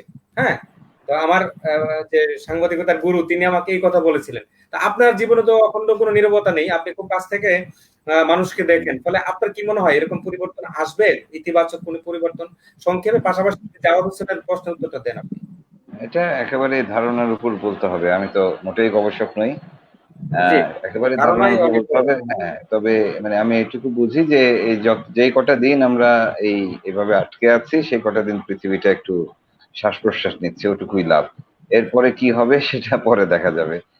আমি যেটি বলতে চাই যে আমাকে ওই যে জাওয়াদ হোসেন যে প্রশ্নটি করেছেন, সেটি হচ্ছে যে ঝুঁকি, আসলে আমি চেষ্টা করি ঝুঁকি কমিয়ে এনে তারপরে কাজ করতে। আমরা রাস্তা পার হওয়ার সময় যেমন হিসাব নিকাশ করে রাস্তা পার হই, ঠিক সেভাবে আমি চেষ্টা করি একটু সময় নিয়ে ঝুঁকিগুলো কমিয়ে আনতে। যেখানে খুব বেশি ঝুঁকি মনে হচ্ছে বা আমার নিয়ন্ত্রণের বাইরে মনে হচ্ছে, একদম মানে আমি একেবারে কিছুই দেখছি না, সেখানে আমি পা বাড়াই না। তো তারপরেও কিছু কিছু ঝুঁকি এসছে, কিন্তু সেটি আসলে খুব ভালোভাবে পার হয়ে গেছে। বান্দরবানে আমার কাজ করতে গিয়ে কোনো সমস্যা হয়নি। আমি সেখানে অস্ত্রধারী, বিভিন্ন ধরনের অস্ত্রধারী গোষ্ঠী যারা সেখানে লুকিয়ে কাজ করে থাকে বা বিভিন্ন ধরনের কাজকর্ম চালায়, তাদের কাছে গিয়েছি আমি। তো কাজে সেখানকার অভিজ্ঞতা, আমি বলবো যে আমি আসলে কারো বিপক্ষে কাজ করতে যাইনি, কারো পক্ষেও কাজ করতে যাইনি। আমি চেষ্টা করি যে আমি সাংবাদিক, সেটি কাজ করার সময় প্রতিষ্ঠিত রাখার। সে কারণে আমি যাবত এখন পর্যন্ত একটি থ্রেট পাইনি। সুন্দরবনে একটি কোইন্সাইড হয়েছিল, কোস্টগার্ড এবং বনদস্যুদের মধ্যে গোলাগুলি, মাঝে আমি পড়েছিলাম, সে যাত্রায় বেঁচে গেছি। তবে ওই যে বললাম যে আমাকে উদ্দেশ্য করে যে কোনো রকমের একটা ঝুঁকি আমি এখন পর্যন্ত SMS এও একটা থ্রেট পাইনি, দুর্ভাগ্য আমার। তো যাই হোক, তো আমি যেটা বলতে চাই সেটা হচ্ছে যে ভাই, আমিও যেমন খুব সুনির্দিষ্ট জায়গা নিয়ে কাজ করার চেষ্টা করি। আর একটা বিষয় হচ্ছে, আমি চেষ্টা করি সৎ থাকার। টাকা পয়সায় তো শুধু সততার বিষয় নয়, আমি যে কাজটি করছি, যে তথ্যটি দিচ্ছি, আমি কতটুকু দিচ্ছি, কতটুকু কাজে আসছে, এগুলোর উপর অনেক কিছু নির্ভর করে। আমি মনে করি যে আমি একটি ভাঙা বাঁধ নিয়ে যদি একটি নিউজ করি, আমি 300টি বাঁধ ভেঙেছে মনে করেন, আমি একটি বাঁধ ধরেন নিয়ে একটি সংবাদ করলাম, সেই বাঁধটি সংস্কার করা হলো কিংবা স্থায়ী কোনো ব্যবস্থা হলো, তাহলে 3টি গ্রাম বেঁচে গেল। 3টে গ্রামের যে মনে করেন 3,000 মানুষ, তাদের পরিবার, আমি মনে করি যে আমি যথেষ্ট করে ফেলেছি আমি সাংবাদিক হিসেবে। তো কাজে আমি যদি পুরো দেশের বাদ নিয়ে কাজ করতে, অনেক বড় রিপোর্ট হবে, পত্রিকার বিশাল বড় কাভারেজ হবে, বা আমার টেলিভিশন বিশাল বড় বিশেষজ্ঞরা এসে কথা বলবেন, কাজের কাজ কিচ্ছু হবে না। তো কাজে আমি সবসময় বলি, আমি স্যার আছেন, আপনি আছেন শিক্ষক, রাজীব নন্দী আছেন শিক্ষক, আপনারা আমার চেয়ে অনেক ভালো বুঝবেন। তবে আমি মনে করি যে ওই যে ফলো আপের বিষয়টি, এটি নিউজ রুম গুলোকেই ফলো আপ করতে হবে, সাংবাদিকদেরকে লাগিয়ে রাখতে হবে যদি সে নিজে থেকে না করে। এবং সেটি করলে আসলে আমরা সংবাদ মাধ্যম হিসেবে যেটুকু ভূমিকা রাখার, আমার মনে হয় রাখতে পারবো আমরা। আপনারা অনেকে বলবেন যে সাংবাদিকদের মুখ বন্ধ, হাত বাঁধা। আমি বলি যে ঠিক আছে, আমি মেনেই নিলাম হাত বাঁধা, আমার হয়তো 30% জায়গায় বাধা, আমি বাকি 70% তো আছে আমার খোলা, সেটি নিয়ে কাজ করি, অসুবিধা কি? ঠিক ঠিক। তো খুবই মানে গুরুত্বপূর্ণ একটা মন্তব্য করেছেন আপনি শেষের দিকে এসে, যে জি। আমার তো 70% হাত খোলা, সেই 70% হাত আমি কেন ব্যবহার করছি না। সাংবাদিকরা বিশেষ করে আমরা এটা এটা নিয়ে আলাদা আলোচনা আমাদের আরেকদিন অ্যারেঞ্জ করতে হবে, যে আমরা যে বলি যে গণমাধ্যমের স্বাধীনতা, সেটা কি সাংবাদিকের স্বাধীনতা, নাকি মালিকের স্বাধীনতা, নাকি সম্পাদকের, নাকি সাংবাদিকতা পেশার স্বাধীনতা? সবাই স্বাধীন ধরে নিলাম, যে মালিক স্বাধীন, সম্পাদক স্বাধীন, তারপরে সাংবাদিক স্বাধীন, কিন্তু পেশার কোনো স্বাধীনতা নেই। আমি কি বোঝাতে চাচ্ছি সেটা হয়তো আপনি অবশ্যই অনুধাবন করেছেন রাজীব নন্দী এবং তুহিন স্যার। আমাদের আলোচনা শেষ করতে হবে, 1 ঘন্টা 30 মিনিট হয়ে গেছে। এটা একটা সুবিধা আবার একটা অসুবিধা। টিভিতে যদি অনুষ্ঠান হয়, টিভিতে আমরা দেখি যে ওই যে বিজ্ঞাপন বিরতি, তারপরে আর সময় থাকে না, পেছন থেকে কেউ একজন বলে যে এই শেষ করো শেষ করো শেষ করো, কিন্তু এখানে আমাকে কেউ বলছে না। হ্যাঁ, আমি ঈশ্বর থেকেও কোনো বার্তা পাচ্ছি না, কেউ আমাকে বলছে না যে তুমি এটা শেষ করো, কিন্তু আমার মন বলছে যে এটা শেষ করতে হবে, মন বলছে এটা শেষ করতে হবে। আমরা তুহিন স্যার, মুরব্বী স্যার, আমাদের প্রিয় মানুষ স্যার, আপনি আমাদেরকে যদি 1 মিনিট কিছু নসিহত করেন, কিছু পরামর্শ দেন, যে কিভাবে আমরা এই করোনার এই শিক্ষাগুলোকে সামনে কোন কোন জায়গায়, অলরেডি স্যার অনেক বলেছেন স্যার, আমি ইচ্ছা করেই আপনার কাছ থেকে কিছু কনক্লুসিভ কথা শুনতে চাচ্ছি। আমরা তরুণ প্রজন্মের দিকে তাকিয়ে থাকি, শেষ পর্যায়ে এসে আমি সেদিকে একটি বাণী দিই। আমাদের এখন আমরা ব্যান্ডের গান শুনতাম, হালকা মেজাজে যাই এবার, আয়ুব বাচ্চু, তাই না? চলো বদলে যাই। তো চলো বদলে যাই, এখন প্রেমিক প্রেমিকাকে নিয়ে বদলাবে, আমি প্রকৃতি নিয়ে কাজ করি, আমি প্রকৃতি নিয়ে বদলাবো। হাকিম ভাই বদলাবে তার সাংবাদিকতার বস্তুনিষ্ঠ যে একটি গ্রামকে বাঁচানোর গল্প নিয়ে বদলাবে। আর রাজীব নন্দী ওনার যে জায়গাটাতে আছেন সেই জায়গায় পেশাদারিত্ব নিয়ে বদলাবেন।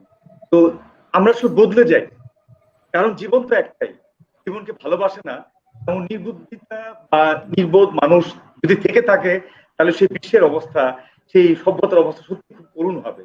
আমরা আসলে একটু মানবিক, একটু দায়িত্বশীল এবং ভালো হওয়ার জন্য, যেটা আসলে রাজীব নন্দী সুন্দর করে বলেছেন, আমাদের অনেক নেগেটিভ হিস্ট্রি। তো আমি বিশ্বাস করি মানুষের উইল ফোর্স, মানুষের যে সত্তা, মানুষের যোগ্যতা, মানুষ যে সর্বশ্রেষ্ঠ সৃষ্টি, সেই সৃষ্টির কাছে করোনা কিছুই না, সেটি যদি প্রমাণ করতে পারি, এবং সেই প্রমাণটা কিন্তু করতে হবে আমাকে, ওই পলিথিন কিভাবে ফেলবো রাস্তা, ছোট্ট একটা কাজ, আমি কিভাবে একটা গরিব দুঃখীকে সাহায্য করবো মানবিক ভাবে, যখন ভাত খাই তখন আরেকটি পাশের মানুষ, পাশের বস্তিতে মানুষটা খেয়েছে কিনা, অন্তত এই ভাবনাটা যদি আমি রাখি, এবং প্রকৃতির প্রতি যে একটা গাছ লাগালে একটি, আমি সিগারেট যারা খায় বা যারা ধোঁয়া উড়ায় তাদের সাথে আমি বিরোধ করছি না, কিন্তু একটি সিগারেটের পয়সা দিয়ে যদি আপনি একটা গাছ লাগিয়ে ভাবেন কতটুকু অক্সিজেন দিবে এই বিশ্বকে, পৃথিবীকে, এবং প্রাণীর প্রতি আপনি কতটুকু দায়িত্বশীল আচরণ করলেন, এই ছোট ছোট ভাবনাগুলো দিয়ে কিন্তু আমরা বড় জায়গায় যাব। আসুন আমরা কি ছাদ বাগান করি, একটি গাছ লাগাই, পলিথিন না ফেলি, একটু এসি রুমে না বসি, একদিন গাড়ি না চালিয়ে আমি একটি ইজি বাইক বা একটু সাইক্লিং করি, আমি একটা মানুষের যে সৎ মানুষ সমাজে, তাকে আমি আপলিফ্ট করি, তাকে আমি হোল্ড করি, তাকে আমি এগিয়ে নিয়ে যাওয়ার জন্য ভালো সব পরামর্শ দিই, তাকে আমি সাহায্য করি। এইভাবে কিন্তু আমার পরিবার, আমার বন্ধু, আমার সহকর্মী সবাই আমরা ঘুরে দাঁড়াবো। আমাদের সময় এসেছে আত্ম উপলব্ধি, আত্ম যে পরিবর্তন, আত্ম যে শুভ বুদ্ধির যে জায়গাটা, সেই জায়গাতে এখানে কিন্তু একটি কথা হলো বদলে যায়। একবার ট্রাম্প বোধহয় আমেরিকাতে বলছিল, ট্রাম্পের আগে বোধহয় সম্ভবত বারাক ওবামার ক্ষেত্রে, উই চেঞ্জ, তাই না? মনে পড়ে আসলে এইটি যদি আমরা ধারণ করতে পারি, আমরা উন্নত বিশ্বের অনেক কিছু বলি, আমরা তো এই ভালো জিনিসগুলো নিজেরা প্র্যাকটিস করি না। ছোট কথা, আমরা পরিবর্তন চাই, এই পরিবর্তনটা ভেতর থেকে, এই পরিবর্তনটা রক্তের জায়গা থেকে, যে না আমরা শুধু মানুষকে দেখানো না, আমরা শুধু মিডিয়াতে দেখাবো না, আমরা কোনো হাততালি পাবো না, আমরা সত্যি আমার জাহাঙ্গীরনগর বিশ্ববিদ্যালয়ে যদি একটি গাছ লাগিয়ে কিছু পরিবর্তন করতে পারি, একটি প্রজাপতি উড়িয়ে কিছু একটা পাখি আসছে, পাখিদেরকে কিভাবে সুন্দরভাবে আরো এদেরকে দীর্ঘস্থায়ী দীর্ঘমেয়াদী রূপে রাখতে পারি, সেই ভাবনাগুলো যখন আমি এই করোনা পরিস্থিতিতে আমাকে আলোড়িত করবে, আমাকে প্রভাবিত করবে, তবেই না হবে করোনার কষ্টের জায়গার জয়, এবং সেই জয়ের দিকে আমরা এগিয়ে যাই, এই প্রত্যাশা করছি। এবং আপনাকে আমি কৃতজ্ঞতা জানাচ্ছি সুন্দর একটা আড্ডার পরিস্থিতি সৃষ্টি করার জন্য। রাজীব নন্দী অনেক সুন্দরভাবে, বহুদিন পরে ওকে দেখে আমার আবার আত্মবিশ্বাসের জায়গাটা জাগ্রত হলো, যে আমরা পারবো। আমাদের তো স্যার আপনি আমাকে সহযোগিতা করেছিলেন, অনেক কমেন্ট দিয়েছিলেন। এবং আহ, এই জন্য আমার সাংবাদিকতা করার রাস্তাটা অনেক বেশি স্মুথ ছিল। আমি আপনার প্রতি কৃতজ্ঞ। আজকে অনেকদিন পরে আপনাকে দেখলাম। আপনি মাঝখানে চট্টগ্রামে এসেছিলেন প্রাণীবিদ্যা বিভাগের কোনো একটা কাজে। আপনি যাওয়ার পরে মঞ্জুর কিবরিয়া স্যারের ফেসবুকে ছবি দেখেছিলাম। আমার খুব আফসোস ছিল যে আপনাকে আমি পেলাম।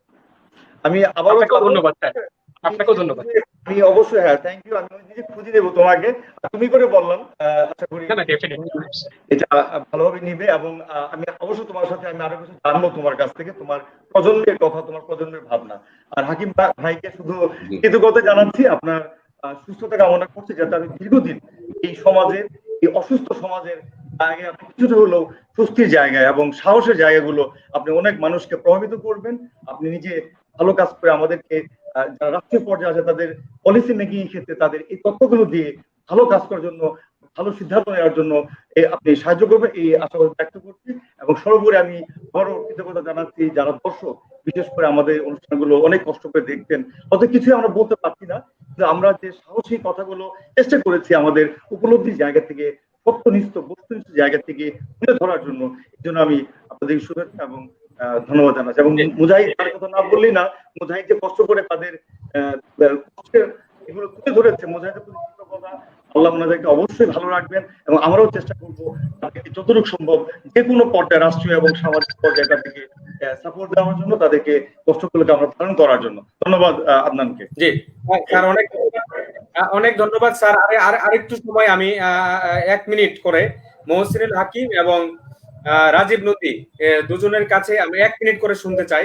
প্রথমেই আমি যাচ্ছি মহসিনুল হাকিমের কাছে। মহসিনুল হাকিম, আপনার সাথে বাংলাদেশের আমার ধারণা, মানে আমি যতটুকু জানি বা চিনি, সবাই জানে, আমি হয়তো একটু বেশি জানি, আপনার সাথে সবার একেবারে প্রধানমন্ত্রী থেকে শুরু করে যত নীতি নির্ধারক আছেন বাংলাদেশে, সেটা পুলিশের আইজিপি স্যার হন আর র্যাবের ডিজি হন, আর্মি চিফ হন, সবার সাথে আমার ধারণা যোগাযোগ আছে অনেক। আপনি এই যারা নীতি নির্ধারক তাদের উদ্দেশ্যে যদি আপনি 1 মিনিট, মানে আপনার যে উপলব্ধি, আপনার যে রিয়েলাইজেশন, যে আমাদের প্রধানমন্ত্রী, আমরা জানি যে উনি বঙ্গবন্ধু কন্যা, উনি প্রায় 1 লক্ষ কোটি টাকার প্রণোদনা ঘোষণা করেছেন। তারপর কালকে উনি জাতির উদ্দেশ্যে ভাষণ দিয়েছেন। তারপরে প্রায় 1 কোটি মানুষকে উনি নগদ সহায়তা দিয়েছেন। সারা দিন রাত পুলিশ, আর্মি, আনসার, সাংবাদিক, ডাক্তার, নার্স, স্বেচ্ছাসেবকরা, তরুণ ছেলে মেয়ে প্রজন্ম, যেমন তুহিন স্যার বলছিলেন তরুণদের কথা, সারা বাংলাদেশে কিন্তু তরুণ সমাজ কাজ করে চলেছে। মানে ভেতরে ভেতরে এত কিছু হচ্ছে, সুনামির মতো একটা পরিবর্তন কিন্তু আসছে। মানে ইয়াংরা, স্টুডেন্টরা যা করে বেড়াচ্ছে বাংলাদেশে, মানুষের পাশে যাচ্ছে, 100 টাকা, 200 টাকা, 500 টাকা বিকাশে দিয়ে দিয়ে লক্ষ লক্ষ মানুষকে তারা সহযোগিতা করে, অনেক পরিবর্তন আসছে। এরপরও আমরা দেখি যে অনেক সমস্যা সমাজে, অসঙ্গতি। ফলে আপনি যদি আমাদের প্রধানমন্ত্রী, মাননীয় প্রধানমন্ত্রীকে উদ্দেশ্য করে বা যারা অন্যান্য নীতি নির্ধারক আছেন তাদের উদ্দেশ্যে যদি 1 মিনিট, যে আরো কিছু করা উচিত কিনা, 1 মিনিট যদি একটু বলেন। আমি আসলে যত ম্যাক্রো লেভেলে যেতে চাই, আপনারা আমাকে তত এই আরো বড় করে বলতে বলেন। আসলে ওই জায়গাটি নিয়ে খুব বেশি কিছু বলার নেই। আমরা কিন্তু পরিষ্কার বুঝতে পারি, আমরা বাইরে থেকে পরিষ্কার বুঝতে পারি যে কোন জায়গাটিতে সমস্যা হচ্ছে, কোন জায়গার কারণে এই সমস্যাগুলোর সমাধান হচ্ছে না।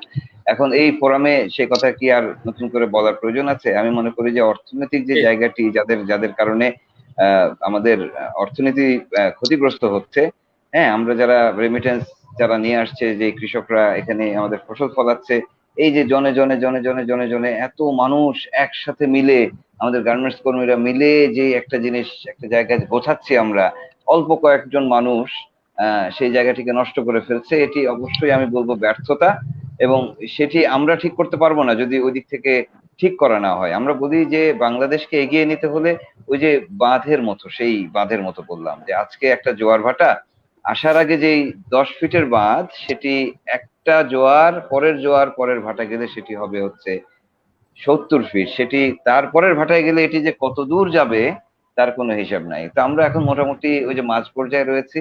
আমার মনে হয় যে সেই জায়গাগুলো যদি ঠিক করা হয়, আমরা বললাম যে করোনা, আমরা বিধ্বস্ত হইনি করোনাতে, অন্য দেশগুলো যেভাবে এটাতে মুষড়ে পড়েছে, হ্যাঁ, আমরা সেভাবে এখনো মুষড়ে পড়িনি। যদি এটা যদি অনেক বড় ড্যামেজিং একটা পর্যায়ে না যায়, আমরা সত্যি সত্যি রিভাইভ করব, আমি বিশ্বাস করি সেটি। হ্যাঁ, আজকে আমি সরি, অনেক লম্বা কথা বলে ফেললাম। তা আমি মনে করি যে ওই জায়গাগুলো, যে জায়গাগুলো যে ফাটলগুলো ঠিক করতে হবে, এটা উনি জানেন কি করতে হবে, সেটি করলে আমরা মনে হয় এগিয়ে যেতে পারবো। জি জি, অনেক ধন্যবাদ। রাজীব নন্দী, আপনার কাছ থেকে শেষ কথা শুনতে চাই। রাজীব নন্দী, আপনি শুনেছেন সবাইকে বলেছে, যেমন মহসিনুল হাকিম ভাই তিনি করোনার ইস্যুটা আবার সুন্দরভাবে বলেছেন। আমরা জানি যে ঈদের আগে আমরা যে দৃশ্য দেখলাম যে মানুষ ওই যে মাওয়া ঘাটে, তারপরে পাটুরিয়া সাটুরিয়া ঘাটে গিয়ে ভিড় করছে, তারপর ওই পারে চলে যাচ্ছে, মানে অসম্ভবকে সম্ভব। শুধু যে অনন্ত জলিল সাহেব করেন তা না, আমরা সবাই অনন্ত জলিল, মানে অনেক অসম্ভবকে সম্ভব করে ফেলি ঢাকা থেকে হাঁটতে হাঁটতে। তারপরে অনেক সময় গার্মেন্টস এর মালিকরা বাধ্য করেন শ্রমিকদেরকে ঢাকায় আসতে। এখন এই ঢাকা থেকে সবাই যেভাবে চলে গেলেন, আবার তো ঢাকায় তারা আসবেন, একবার তারা গেলেন আবার আসবেন। ফলে তখন সরকারকে কিন্তু অনেক চ্যালেঞ্জের মধ্যে পড়তে হবে। তো আপনি যদি একটু নসিহত করেন সমাজকে, একদম শেষ কথা বলে 1 মিনিটের মধ্যে। না না, এটা খুব বড় রকমের পাপ হবে। সমাজকে নসিহত করার মতো জায়গায় আমি নাই। আমি বরঞ্চ সমাজকে দেখার মানুষ। আমি সমাজকে খুব গভীরভাবে দেখি, দেখার পরে আমি আমার জায়গায় কিছু কথা বলি। সমাজকে যারা নসিহত করেন বা সমাজকে যারা চালান, তারা যদি মনে করে যে কি আমাদের রিকমেন্ডেশন গুলো কাজে লাগানো দরকার, তখন হয়তো ঠিকভাবে হয়তো সমাজ চলে বলে আমার ধারণা। একজন গবেষকের কাজ সেটাই, এবং একজন শিক্ষকের কাজ ওটাই।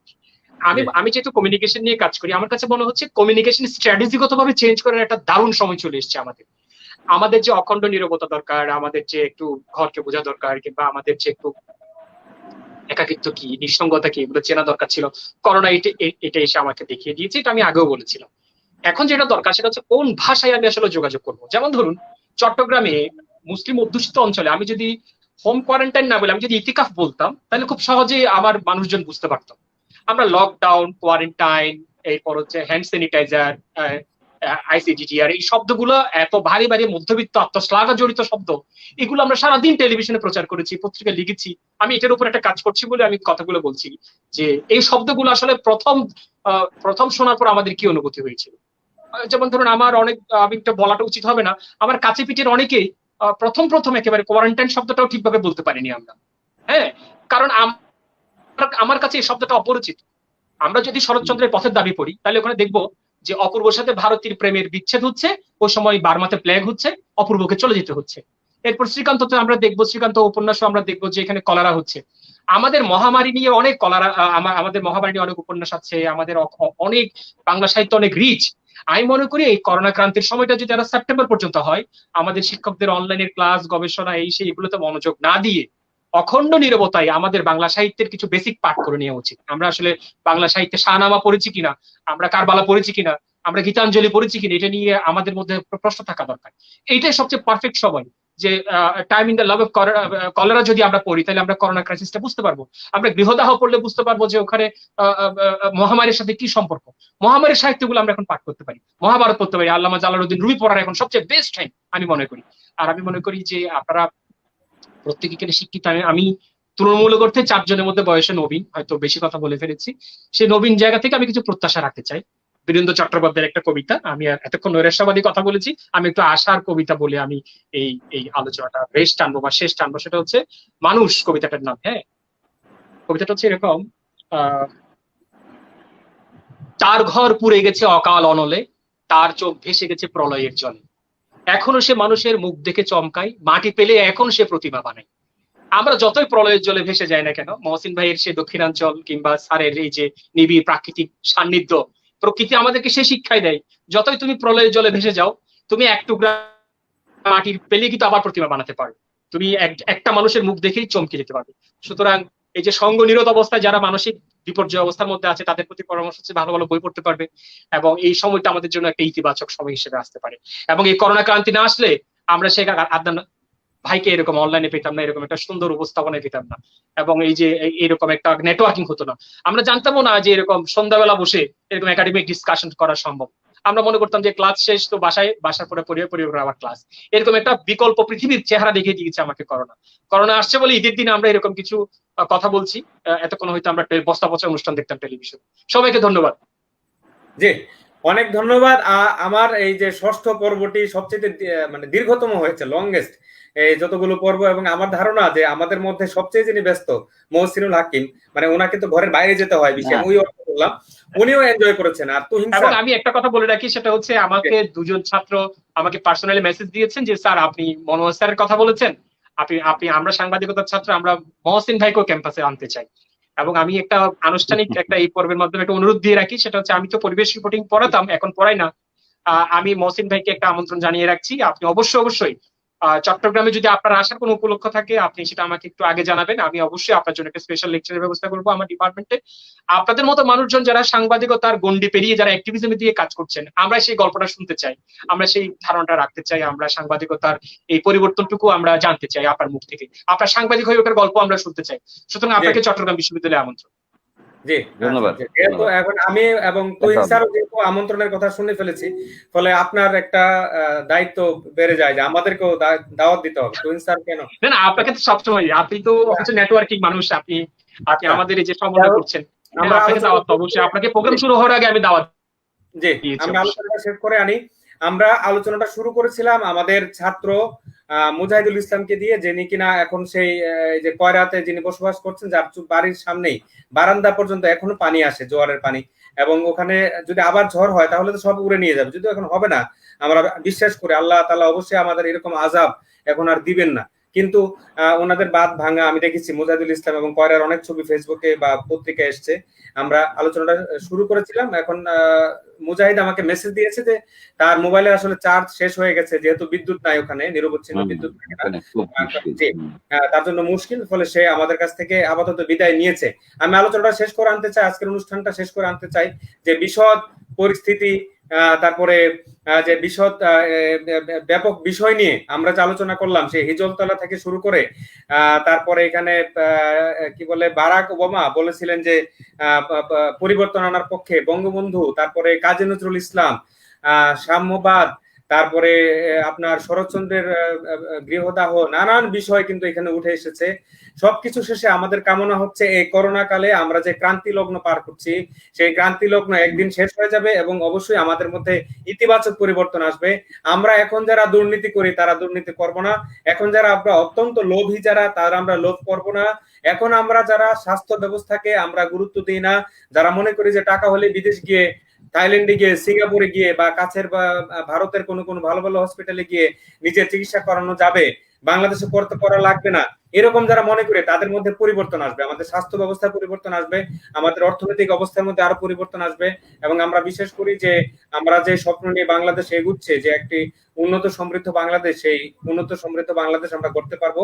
এই করোনার শিক্ষা আমাদের ভবিষ্যতের পাথে হয়ে থাকবে, এই আশায় আজকের অনলাইন অনুষ্ঠান আমি এখানে শেষ করছি। সবাইকে অনেক অনেক ধন্যবাদ। আমরা বিশেষ করি যে প্রাচ্য নিউজের লাইভে আপনাদের মতো গুণী মানুষরা আবারও আসবেন এবং নিয়মিত ভাবে আসবেন। সবাইকে ধন্যবাদ।